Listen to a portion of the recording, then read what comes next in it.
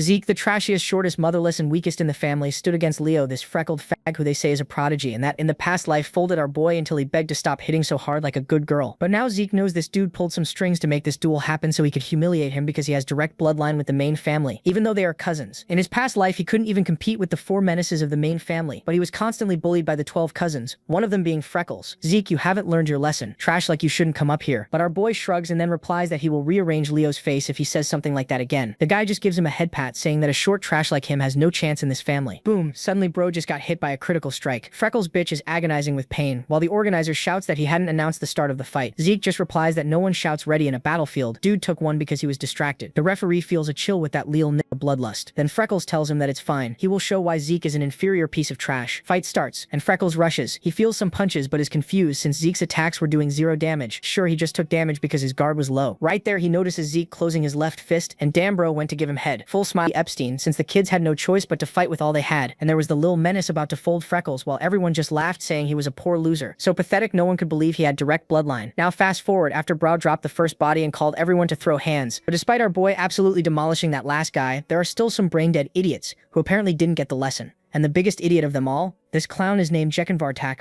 This dude steps up all confident challenging Zeke to a match. He's practically vibrating with cockiness, ready to prove he's built different. But Zeke? Man's just standing there looking bored as hell. Like, really? Just you? So you know what our boy does? He straight up tells Jekken, bro, you're gonna need backup for this to even be entertaining. And then he calls out another student by name, Liam Stone, who's Jekken's personal bodyguard. Zeke's basically saying, you're so trash you need a 2v1 just to make this interesting for me. Jekken's ego is shattered. The thought of needing help to beat Zeke is the ultimate humiliation, and he's absolutely not having it. But Zeke keeps poking the bear, talking that good shit, and now Jekken's seeing red, ready to shut him up permanently. As they step into the arena, the instructor gives Zeke this death glare and warns him, don't you dare move before I give the signal. Zeke just smirks because guess what? Jekken actually did bring his servant along after all, which makes this even more fun. Now here's the thing about Liam in his past life. This dude was an absolute legend. We're talking the mercenary king level of badass. Back in the day, he served under Jekken and enrolled in the Cradle Academy, but since he was just some distant relative, nobody gave a damn about his education. So the guy begged and pleaded for a chance to study at Academy Valhalla, but ended up in the Night Order of some tiny-ass nation called Baron instead. When Baron got wiped off the map,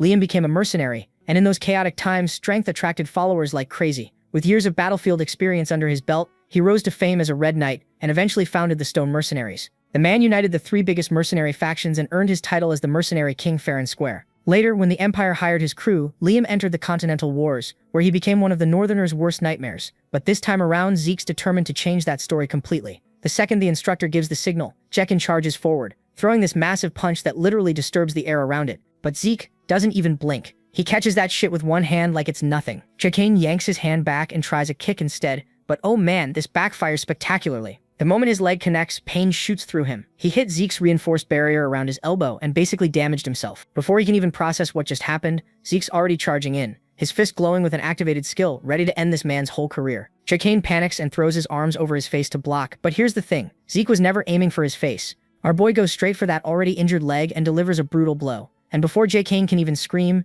Zeke follows up with a crushing punch to the ribs that makes him cough up blood. The once cocky fighter is now face-planting the ground, screaming at his sidekick to finish Zeke off immediately. Now it's Liam's turn, and you can feel the shift in the air. This man's radiating straight-up killing intent as he steps forward. The worst part, his reach is insane. If Zeke lets him throw the first punch, this fight could go sideways real quick. So knowing this, Zeke takes the initiative and launches into a rapid assault. He activates a skill called Slash, and moves so fast, he's literally a blur, unleashing this relentless storm of punches. The speed completely messes with Liam's vision, forcing him onto the defensive, the spectators watching from the sidelines, absolutely losing their minds. True despair is washing over them as they witness just how much of an absolute unit Zeke is. They're confused and curious, because in a world where swords are king, a dude who fights with just his fists is practically unheard of. Zeke's technique is undeniably impressive, but it's also taking a serious toll on his body. But that's not even the biggest problem. The real challenge is Liam's monstrous physique. This man's just standing there with his guard up, tanking every single hit. If he's this resilient now, imagine how terrifying he must have been when he ruled as the Mercenary King. Realizing his attacks aren't making enough of a dent, Zeke decides to go all in. He channels everything into one final devastating strike, one that'll break through Liam's defense no matter what. But just as he launches it, Liam dodges it with ease. He just redirects the strike like swatting a fly. The sheer audacity pisses Zeke off. Before he can react, Liam seizes the opening and hoists him high into the air, about to slam him into the ground. But Zeke refuses to go down without a fight. Thinking fast, he delivers a sharp strike to Liam's head, and his class skill Heightened Sense activates, letting him capitalize on the moment. In an instant, he locks his legs around Liam's neck in a chokehold, cutting off his air supply. because no matter how absurdly strong you are, you can't fight if oxygen isn't reaching your brain. But Zeke underestimated his opponent because instead of going down, Liam decided to reshape our boy's face with countless punches. But Zeke's plan worked eventually. Liam's strength started to fade. His movements got sluggish, and at last he collapsed, and the crowd can't believe what just happened. Everyone is terrified of our boy, well except this crackhead, who for some reason is now more pumped to fight our boy. So a few hours later, our boy's chilling in his room, when his butler walks in, already having heard the tea about the match. This old man immediately goes into worried parent mode, asking if Zeke's okay. But Zeke just brushes him off like, bro, I'm fine, relax. But the butler's not having it. He straight up ignores Zeke and insists on checking his pulse anyway. Now Zeke's no idiot, he knows exactly what this sneaky bastard is really up to. This isn't just a wellness check. Homeboy's trying to see if Zeke's awakened his aura yet. So Zeke extends his hand and the servant channels this stream of blue energy into him. The second Zeke sees it, he does a full double take. Hold up, is this random butler a blue knight? Because imbuing someone else with aura is already hard as hell, but controlling it with this much precision, that's next level stuff. If this old man really is a blue knight, that raises one massive question. What the hell is someone of his caliber doing playing house servant? Quick breakdown of the knight hierarchy. So you're not confused, white swordsmen are the bottom tier. Basically kids before they get their blessing ritual. Yellow swordsmen are newbies who just awaken their aura. Then you got purple knights who can reinforce their swords with aura. Blue knights who can manifest actual aura blades. Red knights who've transcended their limits. This is what both Liam and Zeke hit before the regression. And finally black knights who are basically mythical legends. There's only a handful of them in the entire continent. So yeah, having a blue knight as your personal babysitter is absolutely wild. After finishing his little examination, the old man goes all serious and asks, is there something you're hiding?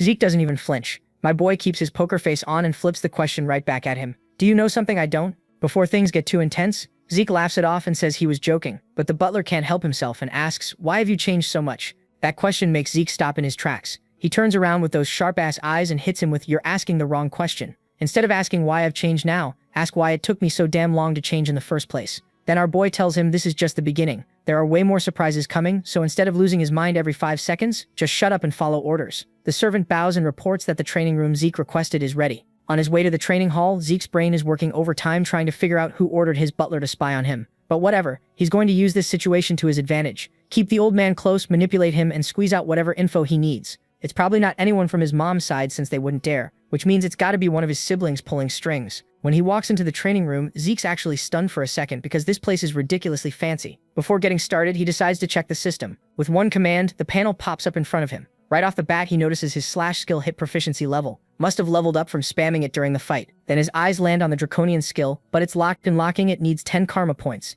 and he's sitting at a big fat 0. A system message pops up saying he can earn karma points by killing monsters in dungeons. Well, he can't do that unless he's a purple knight, so that's out of the question for now. Plus, the thing he's most curious about is his regression, and what the hell is this system? Without more info, there's no point in overthinking it. He grips his sword tight. Whether it's through this system or his Draco bloodline, he's going to use everything to get stronger. It's time for some more info. There are 2 main power systems, aura for knights and mana for mages. Knights refine aura in dungeons, mages build up mana through circles, and as you would expect, if you awaken one path, you permanently lose the other forever. Unlike everyone else in his household, Zeke awakened neither a dantian nor a circle, which basically marked him as a total failure, and got him abandoned. After getting tossed aside, he wandered around until he met his master, who taught him the Ether Hall technique, a way to harness nature's energy called ether. To this day, only he and his master can use it, which makes him pretty unique. After 2 hours of non-stop training, Zeke's about to collapse when his class skills healing and vigor recovery suddenly activate. Now healing is crazy rare, and if anyone saw him using it, they'd immediately label him as some kind of freak. That's exactly why he didn't use it against Liam. He only healed himself once. He was safely back in his room.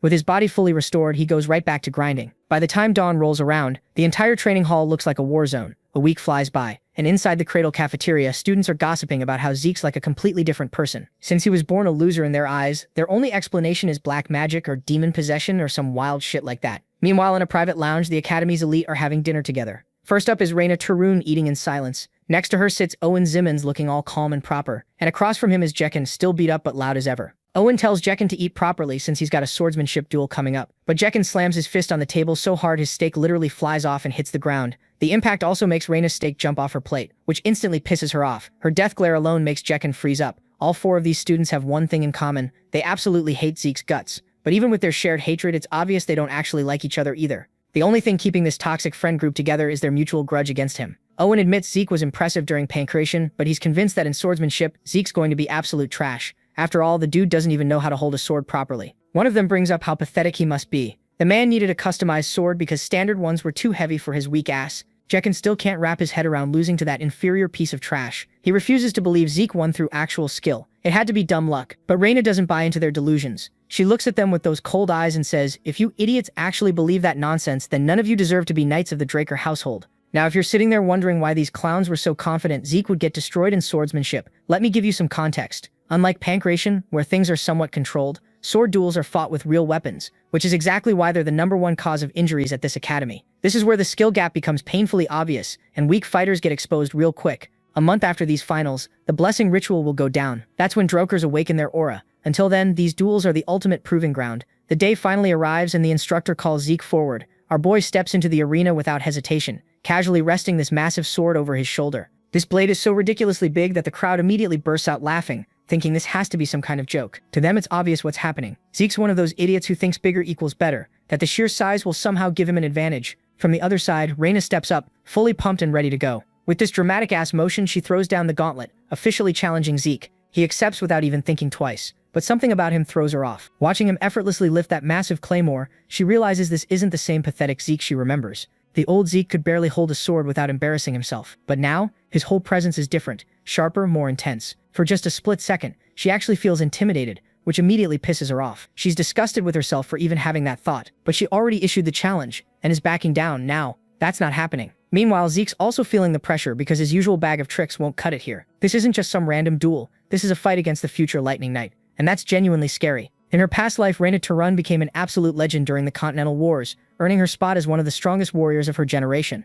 Unlike most people, she awakened her aura years before the blessing ritual, a feat that put her in a completely different league. Even though she has this rare gift, she never used her aura inside Cradle, choosing instead to master the fundamentals like a true warrior. But that doesn't make her any less dangerous. The duel kicks off, and their swords crash together in a shower of sparks, neither one backing down. After that first clash, Reina quickly steps back before charging in again. With one powerful strike, she forces Zeke to slide backward. That one exchange tells him everything he needs to know. She's even better than he expected. Without wasting a second, Reina lunges again, her blade moving at insane speed, each swing crackling through the air like lightning. In the background, her so-called allies are getting impatient, yelling, "Just finish this loser already." But one guy who's actually paying attention shuts them down real quick. "You idiots need to open your eyes." She's not the one pushing him back, he's pushing her. From Reina's perspective, she can clearly see openings in Zeke's defense, weak spots she should be exploiting. But every single time she moves to strike those gaps, her attack gets blocked. And that's what's pissing her off the most. It's like this isn't even a real duel to him. It's a damn training session. Every time she lands a hit, he creates another opening, basically inviting her to attack again,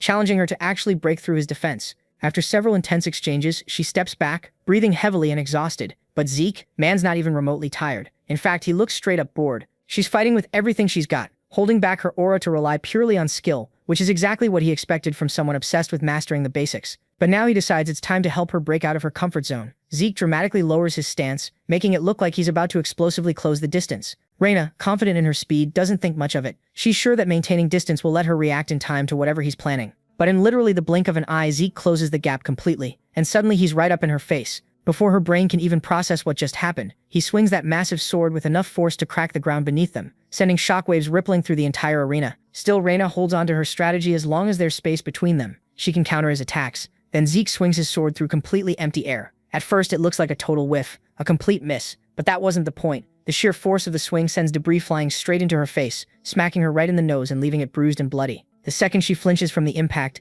Zeke charges in with his sword aimed directly at her and stops just centimeters from her neck. In that moment, she's absolutely certain this is it. She's done. Game over. But then something completely unexpected happens. Zeke's sword suddenly flies out of his hands, landing several feet away. The crowd absolutely loses their minds, declaring him the loser and celebrating Reina's victory, without her even needing to use her aura. But one person isn't buying any of this bullshit. The instructor clearly saw what happened. He caught her using aura even though it was super faint. She definitely used it, but these clueless idiots in the crowd didn't notice a damn thing. Here's what went down. As Zeke's blade got way too close for comfort, Reina instinctively let out this tiny burst of aura, barely there but enough. Now why does this matter? Because Reina literally swore on her honor that she wouldn't touch her aura until she officially got into the academy, and Zeke just forced her to break that promise. She just stands there for a second, completely frozen, with doubt and regret all over her face. Then out of nowhere, Zeke rushes at her again. Before she can even think about what's happening, his fist connects straight to her throat. She starts choking immediately, dropping to her knees as blood starts dripping from her mouth. The crowd lost their absolute minds and started cursing.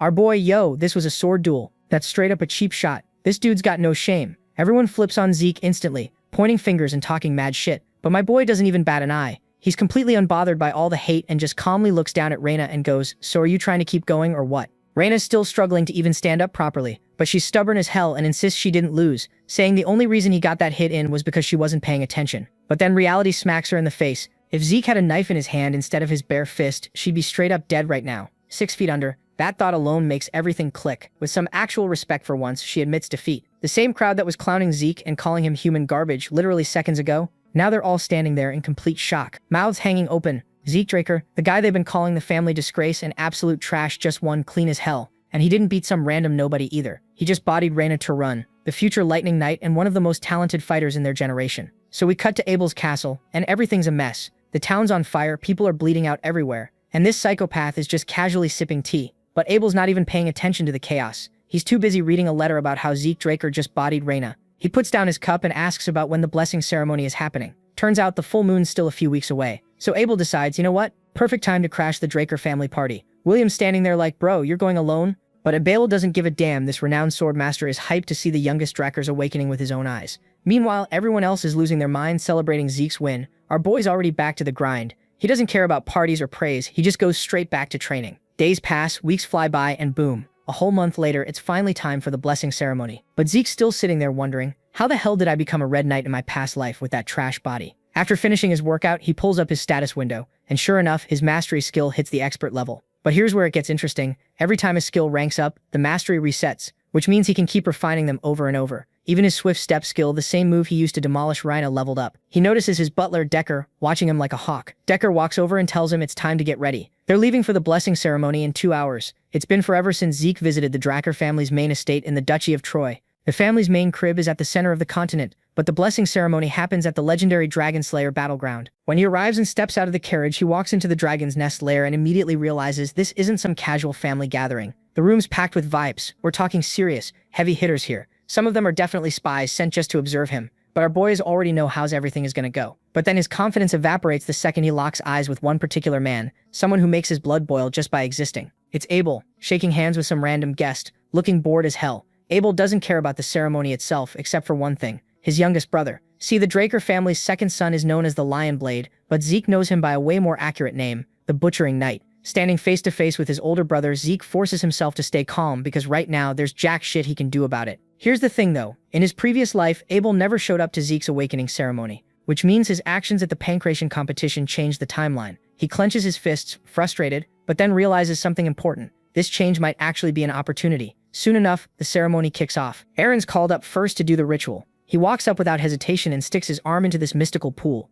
Immediately, blue energy starts surging through his body. Some elder starts explaining how every Drakkar descendant has their aura sealed until they graduate from the cradle at age 12, and this awakening process is what makes them special. Compared to regular knights who can only awaken in their 20s, the Drakkar bloodline gets this power way earlier. But even among the Drakkar elite, only a few awaken a special trait called mana inhibition, the Dragon Slayer's signature ability. The mana lamps around the pool start flickering like crazy, shooting out red sparks everywhere. That's the sign Aaron just got a pure blood awakening. Knights with mana inhibition can go toe-to-toe with even red and black knights, but there's a catch. Their bodies become so resistant to mana that everyday life becomes a nightmare. They need special gloves made by the Drakkar family just to function normally. Case in point, Rhea, who already went through her awakening, is wearing gloves 24/7 now. Once someone proves they're pure blood, they officially become part of the Drakkar family and get unlimited resources, authority, and top-tier training. The crowd starts buzzing because it's finally time for the main event, Zeke Draker's awakening. Whispers are flying everywhere. People genuinely believe his awakening is going to surpass even Reina's. As Zeke steps forward, he gets hit with major deja vu. He stood in this exact spot before. In his past life, this day brought him nothing but shame and humiliation. The blessing ceremony was the only thing that let him stay in the cradle, but the experience left him destroyed.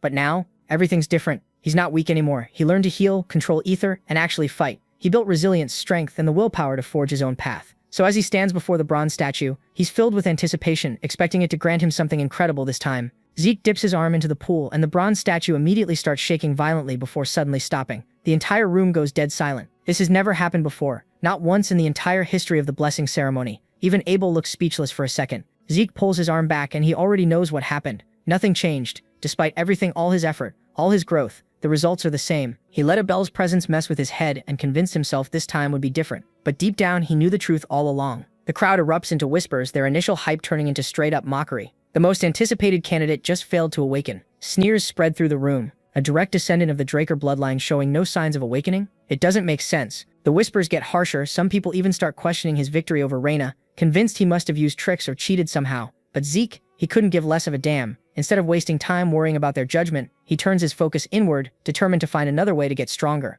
Then out of nowhere, the system glitches out and interrupts his thoughts. Like, yo, my bad, we actually forgot some pretty important info about your class identification. Zeke's just standing there like, what? But before he can even wrap his head around what's happening, the system keeps going. Inputs complete now. Terminal identification successful. User talent confirmed healer. And just like that, power starts flooding through his body. His class finally unlocks for real this time. But then another message pops up out of nowhere. Rare class unlocked. The second that appears, the bronze statue just explodes with light. Not just any light either. Red light, and if you know anything about this world, red light means one thing. Pure blood awakening. The entire chamber lose their damn minds. Everyone's gasping, freaking out, and asking each other how the hell this is even possible. Like this dude just skipped straight to Red Knight status? That's not supposed to happen. The system digs deeper, connecting with something buried deep in Zeke's soul. Turns out it's the ancient dragon's blessing that's been hiding in there this whole time. Meanwhile, Abel's watching all of this go down and his face is completely blank. But wait, there's more, because apparently the system wasn't finished clowning yet. Zeke's existing talents start glowing and merging together, transforming into something completely different. His screen updates one final time, and when he sees the new title, even he's confused. It reads, Unique Class Unlocked, the Immortal. So while our boy's trying to wrap his head around what the hell this new class even is, the whole room's absolutely losing it. People are straight up having mental breakdowns like, wait, wasn't Zeke supposed to be complete garbage? How the hell did this dude pull off a red awakening? Some desperate bastards are trying to convince themselves the statue's busted, but then someone's like, okay, but how do you explain the mana lamps going crazy? They're scrambling for any excuse to call it fake, but even they know they're full of shit. That's when Abel decides it's his time to shine. He starts this slow, mocking clap that just cuts through all the chaos. With the most condescending tone imaginable, he's like, why isn't anyone congratulating our newly awakened pureblood? Everyone knows they're stuck, so one by one the whispers die down and get replaced by this awkward forced applause. Abel demands someone grab gloves for his little brother. Zeke takes them, but he's internally rolling his eyes because he knows damn well he doesn't need this. Without saying a word, he just turns around and walks off. Abel's looking all smug and satisfied, but Zeke, man's absolutely fuming. Out of everyone who could have stepped in, it had to be that bastard Abel. The ceremony shifts into some celebration party, but Zeke wants absolutely nothing to do with it. Just as he's about to dip, someone calls his name. He stops dead in his tracks. Abel casually asks where he's heading, then extends his hand to congratulate him. Look, Zeke hates Abel with every fiber of his being, but rejecting the handshake in front of this whole crowd would start unnecessary beef. So he forces this fake-ass polite smile and reaches out, then freezes. A flash of blood slams into his mind, a memory from his past life. His body reacts before his brain can process it, and he yanks his hand back. This slow, creepy smirk spreads across Abel's face. Well, this is awkward. Looks like my dear little brother just embarrassed me in front of everyone. Zeke's jaw clenches. There's no way in hell he's shaking hands with this monster. Not after everything that went down. But Abel barely gives a shit. With a little wave, he turns away. No worries. I'm sure we'll see each other real soon. Zeke agrees with that. One day he'll face Abel, but it'll be on his own damn terms. Not like this. At the party, all the nobles and warriors are buzzing like crazy. 2 pureblood awakenings in one ceremony? That's literally never happened before. But Zeke's awakening has everyone confused as hell. Nobody's ever seen a golden light pop up. Yet, despite being the main character of the night, Zeke's nowhere to be found. Our boy said screw this, and dipped, choosing peace and quiet over fake-ass small talk with these clowns. He's chilling in some quiet room, finally able to breathe, but something's off. He's not feeling any mana inhibition at all. And if you are wondering why that's a big deal, well, because pureblood awakenings are supposed to completely reject mana, right? That's literally the whole thing. Every pureblood awakener needs those special gloves, since their bodies can't interact with mana-based tools anymore. Yet here's Zeke, completely fine. He takes off his gloves and flexes his fingers. Nothing. Zero resistance. His status window pops up, and he spots the difference immediately. His trait isn't mana inhibition, it's mana reflection. He taps it for the details, and a system window pops up with info, generates a distortion field that nullifies nearby mana. Unlike mana inhibition, this skill isn't passive and doesn't mess with standard mana readings. Oh shit, that explains everything. The mana lamps didn't react to him because he's not rejecting mana. He's literally distorting it. Then there's his class. Before the ceremony, the system had him labeled as some rare class healer. But now, class, the Immortal. What the hell does that even mean? None of this adds up. At the graduation ceremony, every single Draker Awakener came out with a blue aura standard, boring results. The only exception was Reyna, who awakened as a red knight.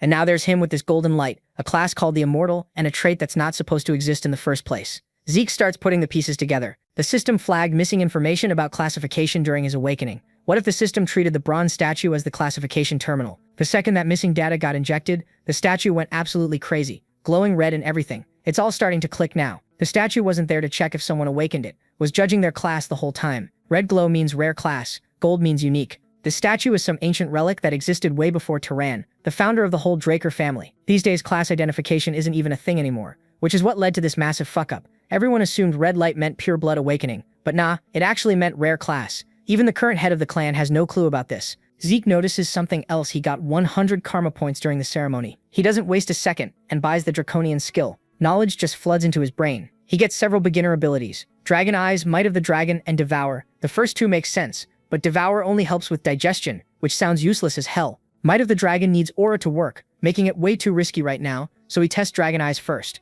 At first glance, nothing seems different, until he looks outside. Staring at the statue in the garden, he realizes the skill cranks up his vision like crazy. But that's not even the best part. He can pull up detailed information about anything he looks at. Data just rushes through his head, showing him intricate details about the statue's composition and everything. But the sheer amount of information completely fries his brain, leaving him drained. If every use comes with this kind of drawback, he's going to have to be real careful with it. Thankfully, his body's natural healing kicks in on autopilot. He didn't even try to activate it, it just happened. Checking the system again, he finds another surprise. All his class skills converted into passive abilities and already leveled up on their own. His healing factor evolved too. It now repairs his body automatically without him having to do anything. While it seems overpowered as hell, it's not unlimited, otherwise he wouldn't have died in his past life. To test it out, he grabs a blade and lightly cuts his arm. Within seconds, the wound just vanishes without leaving a single trace. Then a smile appears on his face. He knows how broken this ability is. Well, just to put it into perspective, it's so broken that now our boy thinks that he can graduate from the academy in 2 years, which usually takes 5, and for good reasons. The Dronzer Academy is basically the Harvard of night schools. Everyone and their mom wants to get in. Every semester, Troy City gets flooded with fresh meat, hoping to make it big. Our boy Zeke's walking through campus, sizing everyone up. And yeah, the upperclassmen are walking around like they own the place, acting all mature and capable. But compared to the absolute monsters from the cradle, these kids are just trust fund babies playing dress-up with swords. Zeke's looking at all this, thinking, man, my family is seriously fucked up. Now let me break down the power structure real quick. There are 3 main branch families backing the Dronzer lineage, and they're kind of a big deal. First up, you got the Turun family. These guys are all about that raw strength, and that's Reyna's squad. Then there's the Zimmons family, the big brain nerds who run on wisdom and strategy. And finally, the Vardek, the Lannisters of this fantasy world. All their heirs are at the academy, but Zeke couldn't care less about any of them. Cut to this fancy-ass dorm called Platinum Mansion. We're talking top-tier training halls, libraries, and facilities. But those fancy things are for the peasants. The pure-blood awakeners like Zeke get the VIP treatment, with the title of Floor Master, which basically means they run the whole Platinum floor. When Zeke rolls up, some maid greets him and takes him to his area, where there's already a crowd waiting. Man's already exhausted just looking at them. Despite being this prestigious pure-blood awakener, he immediately gets told that Decker, his butler, needs to see him in another room. So he's like, what does this guy want now? Decker shows him some premium gloves, the same ones he got when he first awakened. Zeke's already got a new pair though, so he's not impressed. What he really wants is a sword. Decker's totally on board with this because Troy's right next to some mountain ranges that are basically treasure troves of high-quality iron, and the craftsmen there, absolute legends. These guys are basically the backbone of the Academy's night program. Decker offers to hook him up with a skilled craftsman, but Zeke's like, nah, I got this. He wants to handle it personally, and asks Decker to just set up an appointment. When he drops the name Galleon Halbert, even Decker's like, who the hell is that? This craftsman is so mysterious that literally nobody's heard of him, but Zeke's determined to meet him anyway. Before leaving, Decker reminds him to actually read the Academy documents before class tomorrow, because that might be important. Later that night, Zeke's grinding through his notes when he has this light bulb moment. The entire Platinum floor is his, like all of it, which means he's got the perfect space to train his draconian skills without anyone bothering him. Just then a maid enters telling him that Reyna wants him to come to dinner. Zeke's caught off guard but figures why not, free food and all that. When he gets to her floor though, he walks into what looks like a scene straight out of The Godfather. Reyna's there smirking, apologizing for the dramatic setup, but Zeke's just vibing with it. They agree to eat first and talk business later. While they're eating, Zeke's not just chowing down, he's analyzing her. Even during a casual dinner, this girl's channeling aura into her lower abdomen. Our boy immediately connects the dots. She's gunning for Purple Knight status. And if that's the case, it makes total sense why her swordsmanship is already maxed out. In his head, he's thinking she could be doing way more with that kind of potential. By the time they finish, Zeke's low-key impressed and maybe a little intimidated by how much more Reyna ate than him. But now that the food coma's setting in, she's ready to drop the real reason she invited him. Reyna straight up offers him the full backing of the Turun family. Zeke's like, hold up, we're both pure-blood awakeners though? But she shuts that down real quick, telling him he's got it twisted. Sure, being a pure-blood awakener comes with perks. The platinum floor, the prestige, all that good stuff. But while regular students get access to centuries of knowledge, personal instructors, and all these structured training programs, purebloods are basically left to figure shit out on their own. Without proper support, even the most talented awakeners can end up falling behind. To prove her point, she brings up Ebel Draker, a pureblood from their family who became a white knight at the youngest age ever recorded. Now he's one of the strongest black knights around, and even he needed the Zimmons family backing him up. Then she drops the bomb. The Turun family patriarch gave her direct orders to extend their full support to Zeke. She's sitting there expecting him to see reason and accept this incredible opportunity. But our boy Zeke, he just calmly says, nah, I'm good. Reyna's absolutely shook. She cannot comprehend how anyone would turn down this kind of deal. Zeke gets up and makes it crystal clear he's not interested in alliances or politics or any of that drama. As far as he's concerned, being a pure-blood awakener is one thing, but all this family politics BS, not his problem. And with that, he just walks out, leaving Reina sitting there like, did this dude really just reject me? But because Zeke's not a complete asshole, he decides to throw her a bone for the free meal. He tells her that her sword's too powerful, probably because of all those people backing her. But that's not where her real strength is. Her actual talent? Adaptability. Instead of just smashing through opponents with brute force, she should focus on using her fluid movements to redirect attacks, and then strike with one precise hit when the opening appears. If she masters that approach, she'll blast past her current limits easily. Then he dips, leaving Reina absolutely frustrated. Her whole life, she's been grinding under the weight of her family's legacy of raw strength, training her ass off to live up to the Turun name. But Zeke's actually right. Nobody's ever given her real advice before. Since she was a kid, everyone just called her a genius and left it at that. Praised, but never actually guided. And now this random dude just casually dropped some wisdom and walked away like it was nothing. This whole interaction got Reina rethinking her entire opinion of Zeke Draker.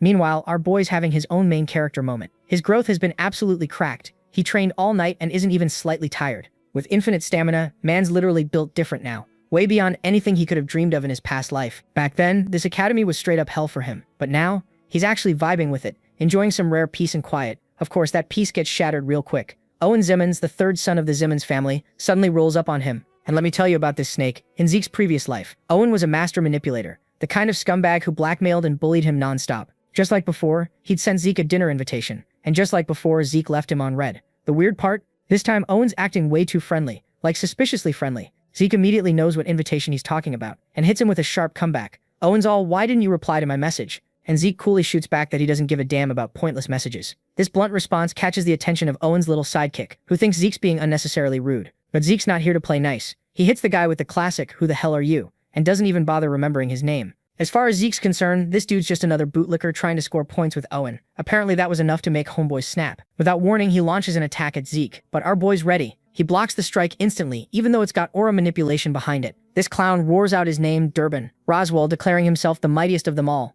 Zeke can't help but laugh at how absurd this is. This guy isn't even a knight, barely even a cadet, and he's out here acting tough, not wasting another second. Zeke blitzes forward with insane speed and delivers a hook to Durban's gut. That would make Mike Tyson proud. The impact sends this fool face planting into the ground. Without missing a beat, Zeke casually invites the next Zimmons lackey to step up and get humbled. Owen just walks forward, acting all unimpressed, saying he's not wowed by Zeke flexing his strength. The group eventually leaves, but to Zeke, they're nothing more than a traveling circus act. Now let me break down how Draker Academy actually works. The school's split into two classes. First, you got the normal class. This is for cadets who lack natural talent, but are willing to grind through sheer effort and discipline. It's tough but straightforward. Then there's the special class where the more capable students get to pick their own specialized subjects beyond the basics. This is where all the academy's elites gather, the supposed cream of the crop. Zeke had high expectations for who'd end up here, but as he scans the room, massive disappointment. None of them are particularly impressive. In fact, most of them are just alumni from the Cradle people he already knows. He can't help but joke to himself that this isn't a special class. It's just Cradle Class 2.0.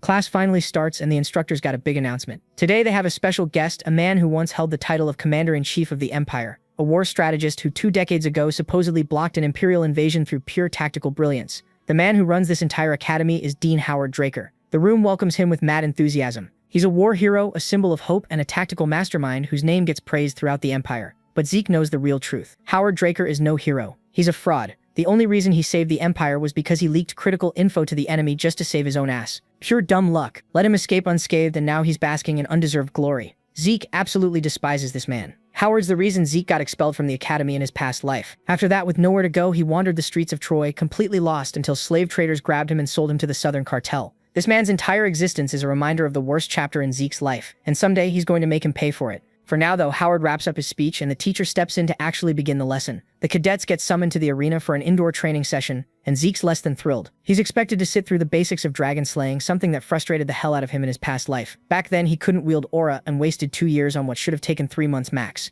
Their instructor introduces himself as the Rose Knight Drake. The students aren't impressed since they don't recognize his name, but Zeke does. Andre wasn't born into an Awakener bloodline, yet he graduated as Valhalla Academy's valedictorian. His raw talent earned him the prestigious Drake name despite having 0 family ties. In short, this guy's the definition of someone you should worry about. Zeke also remembers that while the special class instructors vary in skill, Andre is infamous for having a terrible attitude. Andre gets straight to business, telling the cadets to draw their swords. His gaze immediately locks onto Zeke's weapon. It's massive compared to everyone else's, yet Zeke's wielding it like it weighs nothing. Andre, unimpressed, calls him into the arena, assuming the oversized sword is just arrogance on display. That's exactly what Zeke wanted. He boldly claims he could defeat the instructor with it, an open provocation that visibly pisses Andre off. The tension gets so thick it actually triggers Zeke's system, activating a mental defense skill. Amused by the challenge, Andre decides to give our boy a practical lesson. He even sets conditions. If Zeke wins, he gets complete freedom in class. To make things fair, Andre promises he'll hold back and won't use aura. And if this rude bastard so much as manages to touch him with his sword,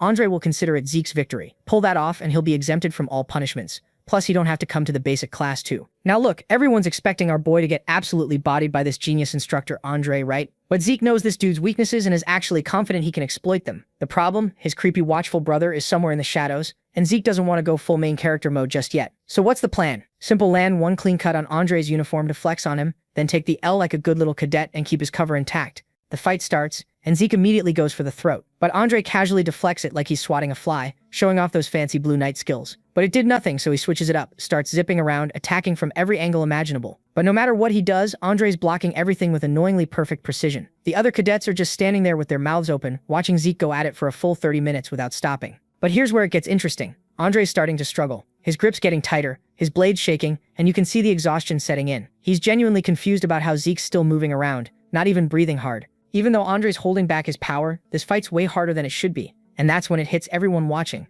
Pure-blooded Draker Awakeners are just built different, like it's almost unfair how much stamina these freaks have compared to normal people. Meanwhile, Zeke's over here playing 4D chess, exploiting Andre's one fatal flaw: stamina. See, the Draker family's aura cultivation is always active, even when they're sleeping. For someone like Andre who married into the family and isn't a natural-born Draker, suppressing that aura feels wrong and actively weakens him. And our boy Zeke, he's milking this weakness for everything it's worth. Andre blocks another attack, but Zeke refuses to just lose normally. His pride's screaming at him that he can't take this, so he completely changes strategies, stops trying to create openings, and instead goes for an all-or-nothing move that'll force Andre to stop holding back. Suddenly Zeke backflips, then launches forward at absolutely insane speed. It's swift step, some advanced movement technique that cadets shouldn't even know. Andre barely has time to process what's happening before Zeke's already in his blind spot. Then in one fluid motion, Zeke activates Critical Strike, dumping every ounce of power into this one attack. For the first time, Andre hesitates, because what the actual fuck, a cadet shouldn't be pulling off techniques like this. But in that split second before impact, survival instincts kick in, and he channels just a tiny bit of aura into his feet, dodging at lightning speed. Then he immediately counters with Sky Slice, and oh boy, Zeke goes flying across the arena. His sword straight up cracks, and the impact's so severe that even his busted healing factor kicks in. But despite regenerating, his body just says, nah, I'm done, and he face plants onto the arena floor. Andre sheaths his sword, looking pissed off, and officially announces that Zeke's exempt from the class. Then he asks if anyone else wants to challenge him, and after watching Zeke get launched into orbit, yeah, nobody's that stupid. The lesson continues for everyone else, while Zeke gets carried off to the infirmary like a sack of potatoes.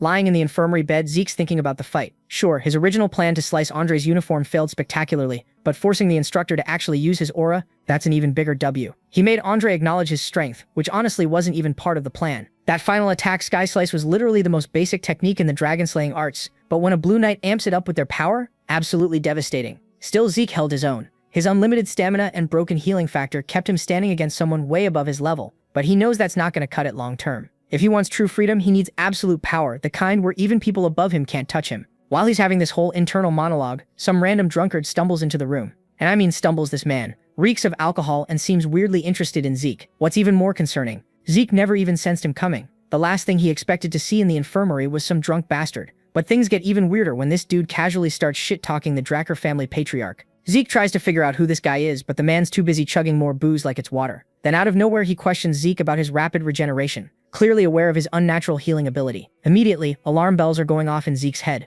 The Academy shouldn't know about this. His system activates mental defense on autopilot. Playing it cool, Zeke acts confused and pretends he has no idea what this weirdo's talking about. But the stranger isn't buying it. Without any warning, he lunges at Zeke with a palm strike, sharp enough to slice clean through the bed. Zeke quickly dodges, now thinking this guy might actually be an assassin sent to kill him. Thinking fast, he whips the bedsheet at this lunatic to blind him, hoping to get some breathing room. But the sense of danger only gets worse, so Zeke says screw it and goes all in. He activates every skill he's got and launches an all-out attack. Yet despite being blinded by the sheet, this man effortlessly catches Zeke's blade mid-swing like it's nothing. But instead of finishing him off, he just smirks and praises Zeke's quick thinking and adaptability. Zeke stumbles back, confused and suspicious about what the man just said. Mercenary? What the hell does he mean by that? Who is this drunk bastard? So now our boy's getting paranoid as hell, thinking, wait, does this drunk bastard know I'm a reincarnator? Meanwhile, the stranger's just staring at him, watching this so-called Draker Knight literally yeet his sword away to save his own skin. The guy scoffs like, yeah, you'd make a way better mercenary than a knight, dumbass. And that's when Zeke realizes this dude sees right through him. And to make things worse,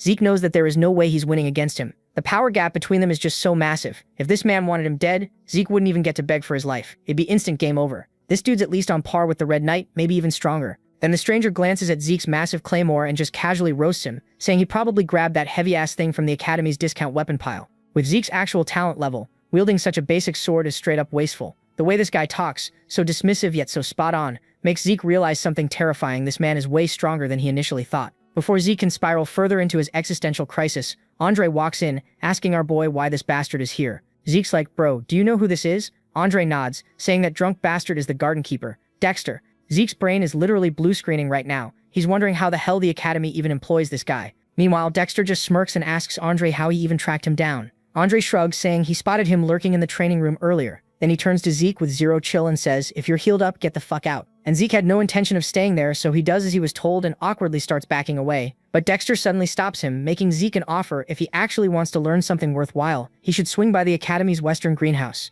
There's this awkward silence, and then Zeke, being the arrogant bastard he is, just straight up says no, and walks away. After leaving the room, Zeke starts connecting the dots because nothing about this situation makes sense. If this gardener can talk so casually about Arthur, the Draker family patriarch, then there's only one possible explanation. Dexter isn't just some mysterious side character. He's the legendary Duke Draker, the Gale Knight. The realization smacks Zeke in the face like a brick. This is the same absolute madman who once took on an entire kingdom solo. One of the rare knights who can wield martial force. A warrior so chaotic that he allegedly became a Black Knight, just because he thought it looked cool. And despite his insane reputation, the guy just vanished and decided to cosplay as a gardener at some random academy. Zeke glances back at Andre, thinking maybe he ended up here because of Dexter too. But honestly, none of that matters to Zeke right now. He's not interested in some basic training montage with starter techniques. If he's going to learn from Dexter, it won't be for small fry moves. It has to be the man's ultimate technique. Cut to the Magic Academy, where Professor Fanon is awkwardly trying to lecture a room full of corpses.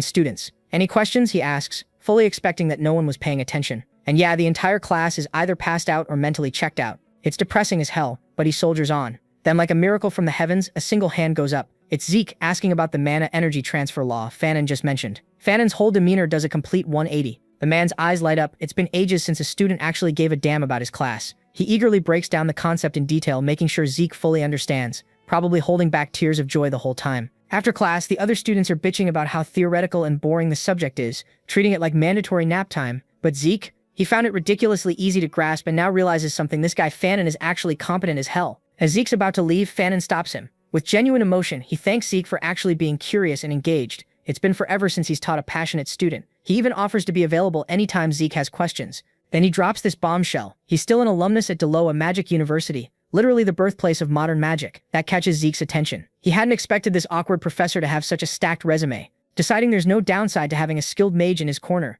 Zeke accepts. In his mind, mages who are good at math tend to be smart as hell. Better to have a clever magic user as an ally than another stuck-up knight. He figures Fanon might come in handy later. The second Zeke steps outside, his thoughts get interrupted. Dexter's waiting there, and judging by his expression, his patience has completely evaporated. Finally done? Dexter asks, arms crossed, looking annoyed as hell. Before Zeke can even respond, Dexter cuts him off. Why the hell didn't you show up at the greenhouse? Clearly he was expecting Zeke to take the hint when he offered to teach him earlier, but Zeke just shrugs and bluntly repeats himself. He's not interested. Dexter's irritation skyrockets. He starts acting like a whiny child throwing a tantrum, but Zeke stands firm. He acknowledges that Dexter isn't just some random NPC, but he's too focused on his own training grind right now to deal with this. Dexter seems to accept this until he doesn't. Without warning, the man just vanishes from Zeke's sight. Before our boy can even process what just happened, he feels a sharp impact. Everything goes black. When Zeke finally wakes up, he's somewhere completely different. Blinking, he looks around, the western greenhouse, and Dexter's just standing there looking relieved. Finally awake, Zeke crosses his arms deadpan.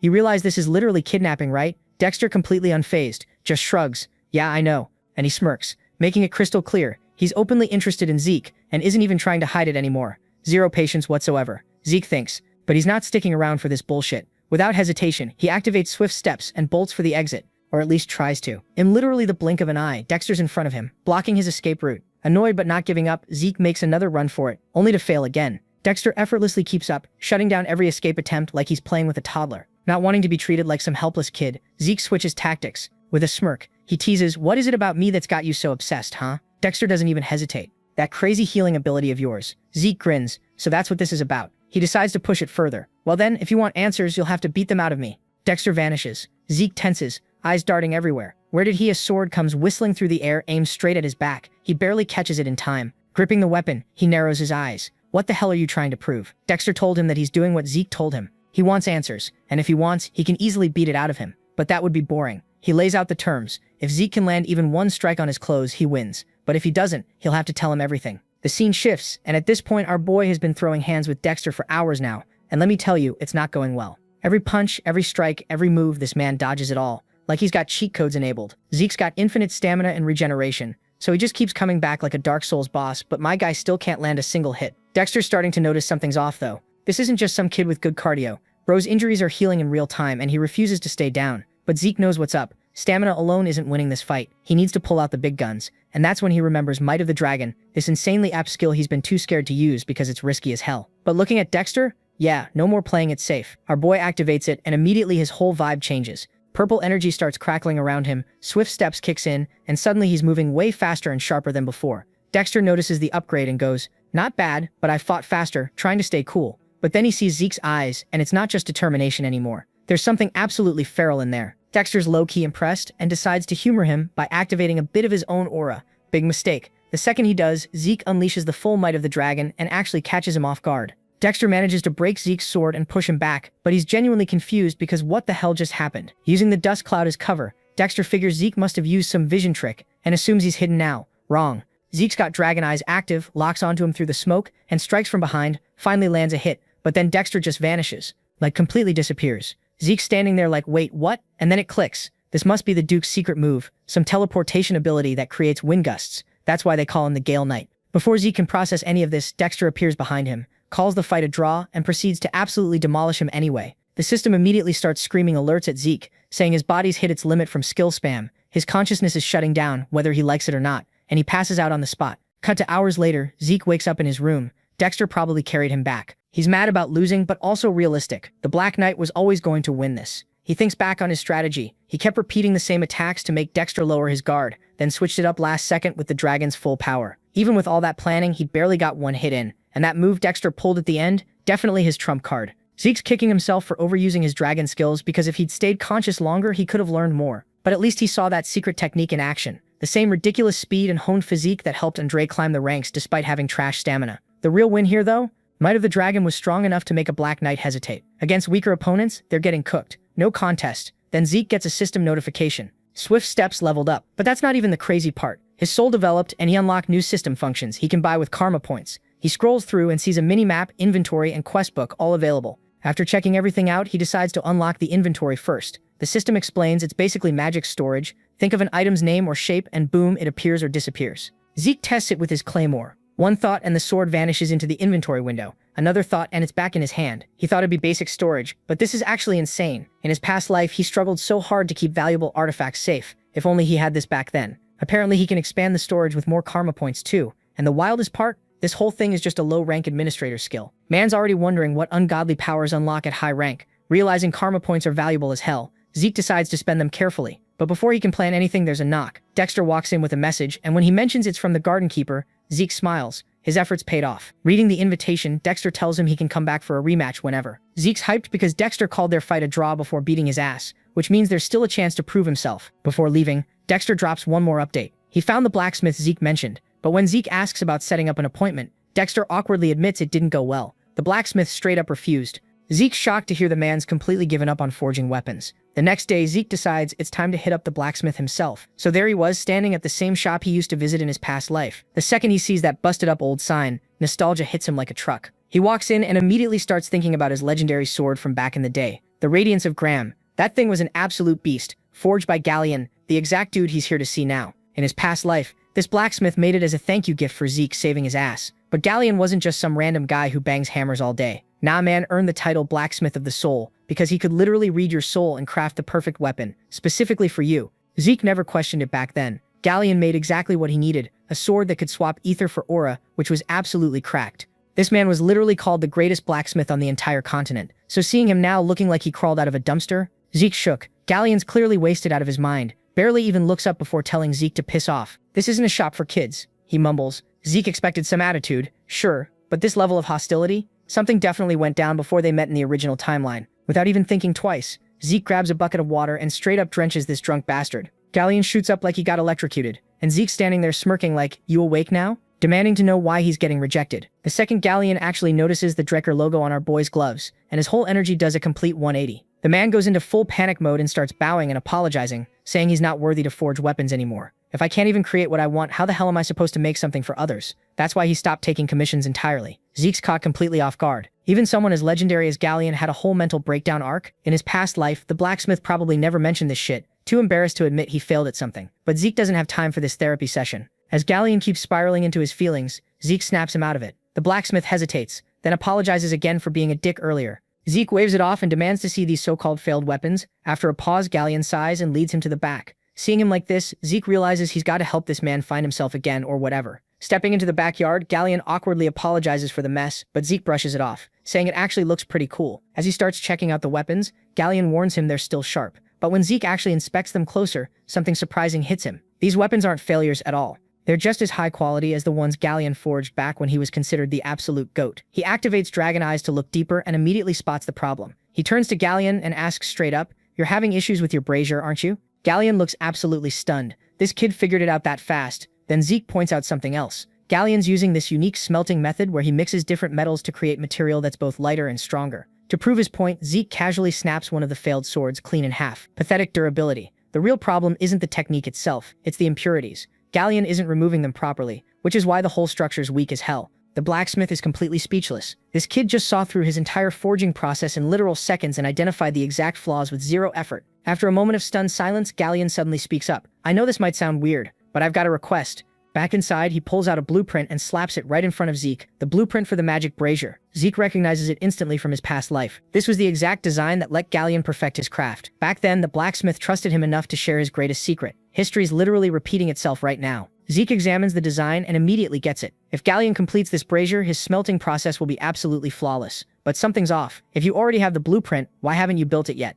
Galleon sighs, "I'm missing the most important component, the magic core, and the commission fee is 10,000 gold coins. Zeke's eyes go wide because that's absolutely insane. For context, even an average family only spends like 10 gold per month. This is 1,000 times that. No wonder it took Galleon a whole decade to reach the top in his past life. Galleon knows his request sounds batshit crazy, but he's desperate as hell since Zeke's a Draker and a pure-blooded awakener. Maybe he can help get the core. In return, the blacksmith makes a bold offer. If Zeke helps him out, he'll forge any weapon he wants, completely free for as long as he lives. Zeke thinks about it and quickly realizes the problem. It's practically impossible. He's not the family's guardian knight, so there's no way he can gather that ridiculous amount of money. But he needs Graham, the Sword of Radiance, which means he's got to find a way somehow. The issue's tied to mana energy laws, and suddenly an idea hits him. A crazy one. Without hesitation, he accepts Galleon's request and takes the blueprint. The blacksmith looks doubtful as hell, but Zeke confidently tells him he knows a mage who might help. As he turns to leave, he orders the blacksmith to stop drinking his life away. Instead of arguing, Galleon suddenly drops to his knees with the best puppy dog eyes you've ever seen, telling our boy that if he truly does this, he'll serve him for life. Cut to the Draker Academy professional research building. Zeke arrives still absolutely fuming.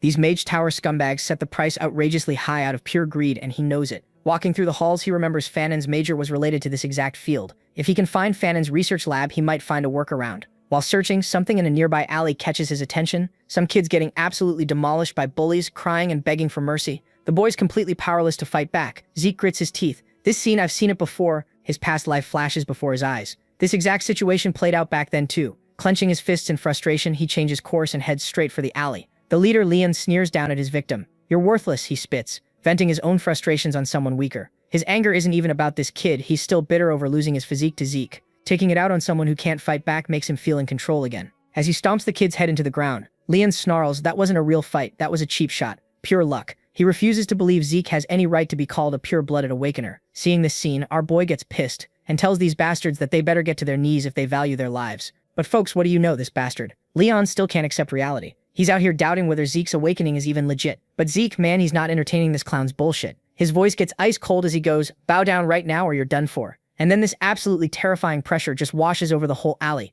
Leon straight up freezes like his body just hit pause. Cold sweats pouring down his face because he's feeling this paralyzing fear grip him. He's thinking, why the hell does Zeke feel so scary right now? Just a few months back, this dude was literally a joke, a complete nobody. But standing here now, he's a whole different person. Leon grits his teeth, his pride getting absolutely demolished. He calls Zeke some inferior piece of trash and orders his goons to jump him all at once, because that's what smart people do, right? Zeke doesn't even break a sweat. Some dude throws a punch at him, but he dodges it easily while giving them one last warning. Then boom, he just starts dismantling the entire squad. The first guy drops instantly. The next one barely processes what's happening before he's eating dirt. Another moron comes flying at Zeke, and our boy just catches him midair and yeets him backward like a bag of trash. In literal seconds, the whole gang is laid out on the ground groaning in pain. Leon's watching this, sweating bullets and thinking, is this really the same Zeke? Our protagonist walks up to him with the cockiest grin you've ever seen and goes, relax, it's only going to hurt for a second. Leon is terrified out of his mind. He stumbles back and pulls out his sword, shouting, stay away from me, I swear I'll cut you if you come closer. With his hands shaking like crazy,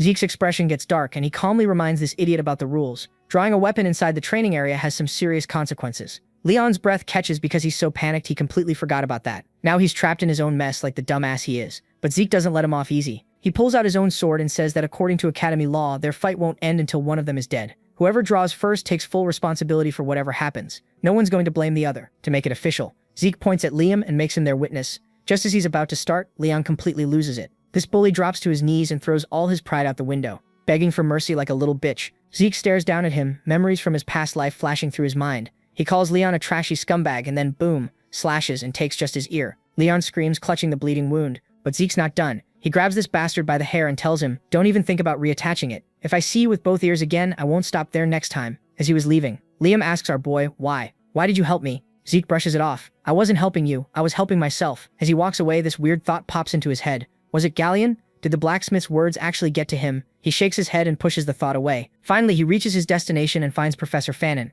He gave him the blueprint. Without wasting time, Zeke asks if his request is even possible. Fannin gives him a straight answer. It's doable. Relieved, Zeke's about to leave when Fannin stops him. Hold up, you have to listen first. He explains that while the overall design isn't too complicated, the core is the real issue. The core is basically the heart of the machine. It controls the power output. But because of the circuit's weird restrictions, it needs a massive amount of energy despite being tiny. The real problem? They also gotta adjust the energy output in real time or the whole thing becomes useless. Zeke processes all this and asks, so is there actually a way to make it? Fannin nods. There are two options. The first one is completely redesigning the core, but it would take a decade, maybe even 15 years. Zeke's jaw drops. 15 years? Fannin sighs and repeats, it would take forever. Then he mentions the second method, one that lets them skip redesigning the core by using a different material. This would save them years, but there's a catch. They need a high compression mana stone. The second Zeke hears that, he jolts up. You can't be serious. He knows exactly what that is, an ancient artifact so rare that even modern tech can't make it. Fannin confirms it. Yep, and finding one in a ruin is basically impossible. If we want a stone that actually works with this design, it'll cost 3,000 gold. Zeke just goes silent. 3,000 gold. He barely wrapped his head around, needing 10,000 for the magic brazier, and now this. He just stands there completely overwhelmed. 15 years is obviously not happening, but 3,000 gold isn't exactly pocket change. And to make things worse, if anyone finds out he can't actually use aura, he'll get kicked out of the academy immediately. Everyone thinks he can wield aura because of what went down at the blessing ceremony. But the truth, it was all smoke and mirrors, a trick using his ether and healing abilities. No matter how hard he tries, he straight up can't use aura. Unlike ether, which normal humans can't control at all, aura's way more common. That's why Graham the Sword of Radiance is absolutely crucial. Without it, his whole future's screwed. While Zeke's lost in thought, Fannin's still geeking out over the blueprint. Whoever designed this is an absolute genius. The efficiency's insane. Even among relics from the Golden Age, this level of skill's super rare. That's when it hits him. Zeke's eyes widen as an idea forms. He stands up without hesitation. Professor, just focus on refining the design, I'll handle the rest. And with that, he heads out to find his own solution. Fannin looks confused as hell. Wait, are you telling me to spend 15 years reworking this? Zeke shakes his head. Nah, no need for that, I'm bringing you one. With total confidence, he says he knows exactly how to get his hands on a high-compression mana stone. The professor's just standing there with his jaw on the floor, completely speechless. Meanwhile, Zeke's brain is already racing, thinking back to all the history behind these relics. So get this, way back in the Golden Age, magic was absolutely cracked, like peak civilization type beat. But then humanity said, fuck dragons, we're done being their bitches, and started this whole ass liberation war. The war finally wrapped up when Tarakan murdered Bahamut, the evil dragon overlord. After that, humanity chilled for a whole century, living their best lives, but the dragon lairs they left behind were loaded with remnants from that golden era. These ancient relics, called the Hero King's remnants, were so advanced that modern humans can't even figure out how to recreate them. And among all that treasure, the high compression mana stone, a relic so powerful it could provide energy for an entire village. That's the prize our boy's hunting for. Cut to Draker Academy's central library, and Zeke's walking into this place that's basically abandoned at this point. Nobody uses it anymore, but it's still kept clean and maintained because apparently the legendary hero Tarakan Draker himself built this place decades ago. So it's got that historical significance, you know? Zeke's thinking back to his past life, remembering how during the Academy's record room expansions, they uncovered a bunch of Golden Age relics. The Magic Tower and the Archmage of Nirvana came running,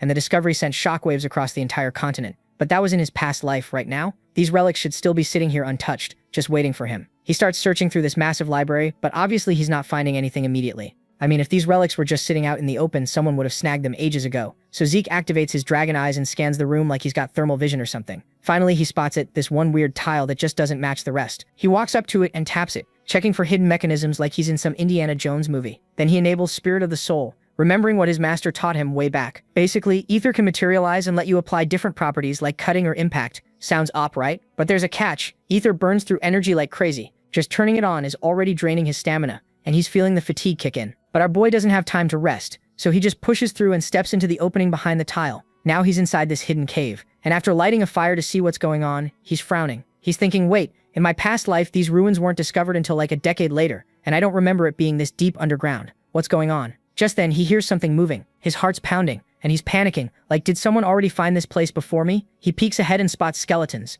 But these aren't your regular dead bodies. Nah, these bastards are moving, holding shovels and pickaxes like they've been digging for something non-stop. Zeke immediately scans them with dragon eyes and confirms they're not controlled by a lich. Good news, that means he can destroy them without dealing with some necromancer. Our boy doesn't waste a second. He activates Critical Strike and charges forward, going full berserker mode and absolutely shattering these undead workers before they even know what hit them. As he's finishing them off, a system notification pops up saying he earned 2 karma points. Zeke grins because in all his excitement about finding the artifact, this absolute genius completely forgot he could farm karma points this whole time. But now that he remembers, oh, his expression gets wicked. This is the perfect opportunity to grind. He pushes forward without hesitation, tearing through 20 more skeletons like their tutorial enemies, racking up points left and right. Once he's satisfied with his haul, he pulls up the system menu to see what he can buy. Unfortunately, almost everything's still locked because he's broke on karma points. But there's one thing he can afford, the minimap. He doesn't even think twice and buys it instantly. The system updates right away, showing his exact location. It looks just like a magic map, which is already pretty sick. But then, and this is where it gets crazy, the minimap shifts into full 3D.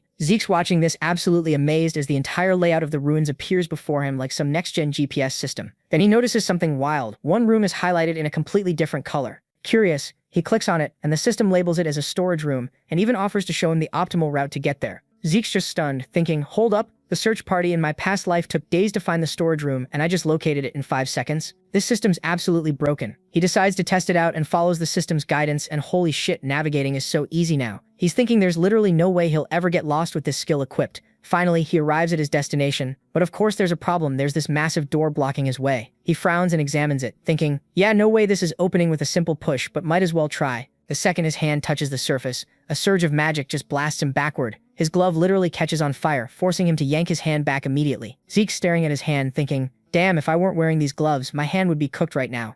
Now it all makes sense why the Archmage of Nirvana and the Magic Tower came running when this place got discovered in his past life. Realizing he's not going to brute force his way through this door, he turns to the system like, alright, got any ideas? The system connects to the security device and tries to override it, but after a few seconds it straight up fails. Instead, it activates the manual override. Zeke blinks, confused. Wait, did you just reply to me? And the system goes, affirmative. His eyes go wide because he wasn't expecting an actual conversation here. A crazy thought pops into his head. If the system can talk to him, maybe, just maybe, he can get some real answers. So he immediately fires off the big question. Why was I regressed? No response. All right then. Who's behind the administrator system? Nothing. Frustrated as hell, he tries one last time. Who created this system? But nope. Annoyed, he gives up. Fine, forget it. Just open the damn door. The system confirms, and with this low rumbling sound, the entrance to the Dragon Slayer storage room finally unlocks. The second Zeke steps inside, his eyes go wide in pure disbelief, just like they did in his past life. There are rows and rows of chests, absolutely packed with priceless relics and treasures. Finding even one of these in some random ruins is nearly impossible. Yet here they are, just sitting here waiting to be claimed. He methodically searches through each chest until he finally spots what he came for.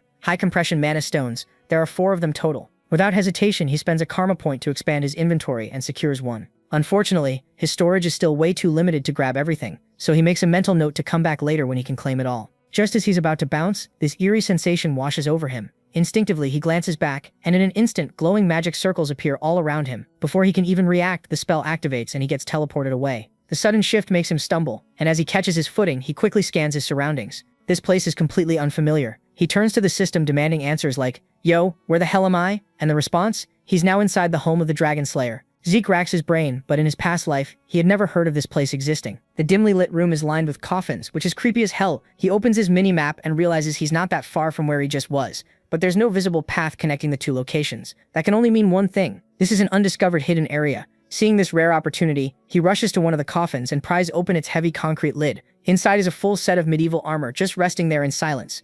The system quickly identifies it as Dragon Slayer, exclusive equipment. He lifts the armor up and notices all these scratches and dents, remnants of battles from way back. Something about it feels different from the Golden Age armor he's used to seeing. Then his eyes catch this unusual circular hole on the back, and it clicks instantly. Wait, this must connect to those mana stones I just grabbed. Wasting 0 time, Zeke opens his storage and pulls out one of the high-compression mana stones. He's not about to let an opportunity like this slip by. As he slots the ancient relic into place, the system immediately confirms the successful installation of the mana battery. A pulse of energy surges through the armor and its surface begins to glow as it comes to life. Watching this activation unfold, a grin spreads across Zeke's face, thinking this discovery could change everything. A second later, the armor started glitching uncontrollably, twitching and convulsing like a malfunctioning robot. Zeke's excitement instantly turned to alarm, and before he could do anything, the entire set just exploded, filling the room with thick smoke. The system finally chimes in like, oh yeah, an overload caused critical equipment failure. It even mentions it tried to warn him about the explosion, but clearly that message arrived a little too late. The system awkwardly apologizes for the delay, but at least the blast didn't cause any serious damage to Zeke. On the bright side though, he confirmed one crucial fact. The high compression mana stones are the power source for these ancient armors.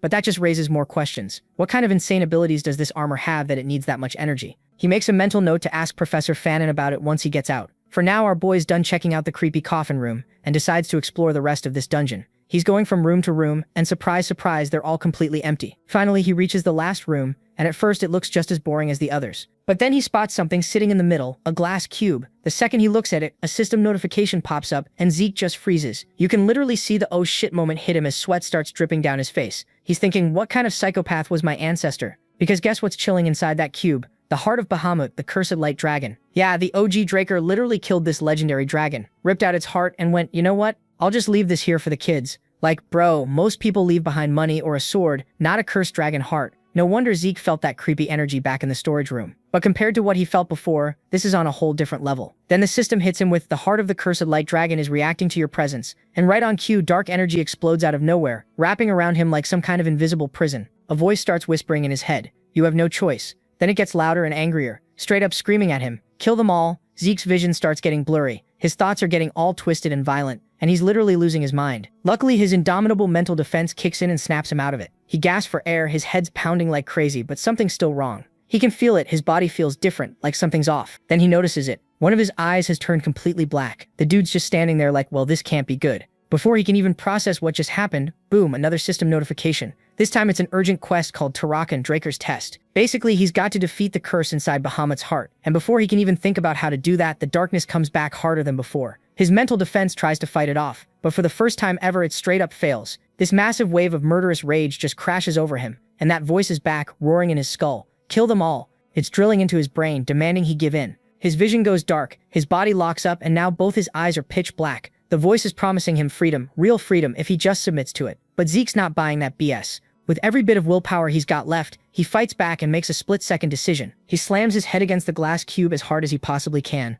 The pain jolts through his skull, and yeah, it hurts like hell, but it clears his mind just enough. Blood's running down his face, but he's actually grinning like a psycho, and says, you call this freedom? What a joke. Because real freedom isn't something handed to you on a silver platter. You have to earn it. The glass cube shatters into a million pieces, breaking the curse with it. The system confirms, urgent quest complete. Zeke just officially claimed his ancestor's dying gift. But man, that fight took everything out of him. He's mentally exhausted, like a mountain just collapsed on his brain. If he'd hesitated for even a second, he'd be toast right now. His body realizes how screwed up he is, and activates his healing factor and infinite stamina to patch him up. Then something wild happens. Bahamut's heart, now freed from the curse, starts floating up in the air with this crazy glowing light. It slowly drifts towards Zeke's chest, and the moment it touches him, this massive wave of power surges through his entire body. And by power, I mean pure, agonizing pain. This insane amount of pure mana, way beyond anything he's ever felt, floods into every cell in his body. But here's the problem, Zeke doesn't have any mana circles to store this energy, so all this raging power is literally ripping him apart from the inside out. He needs to do something fast.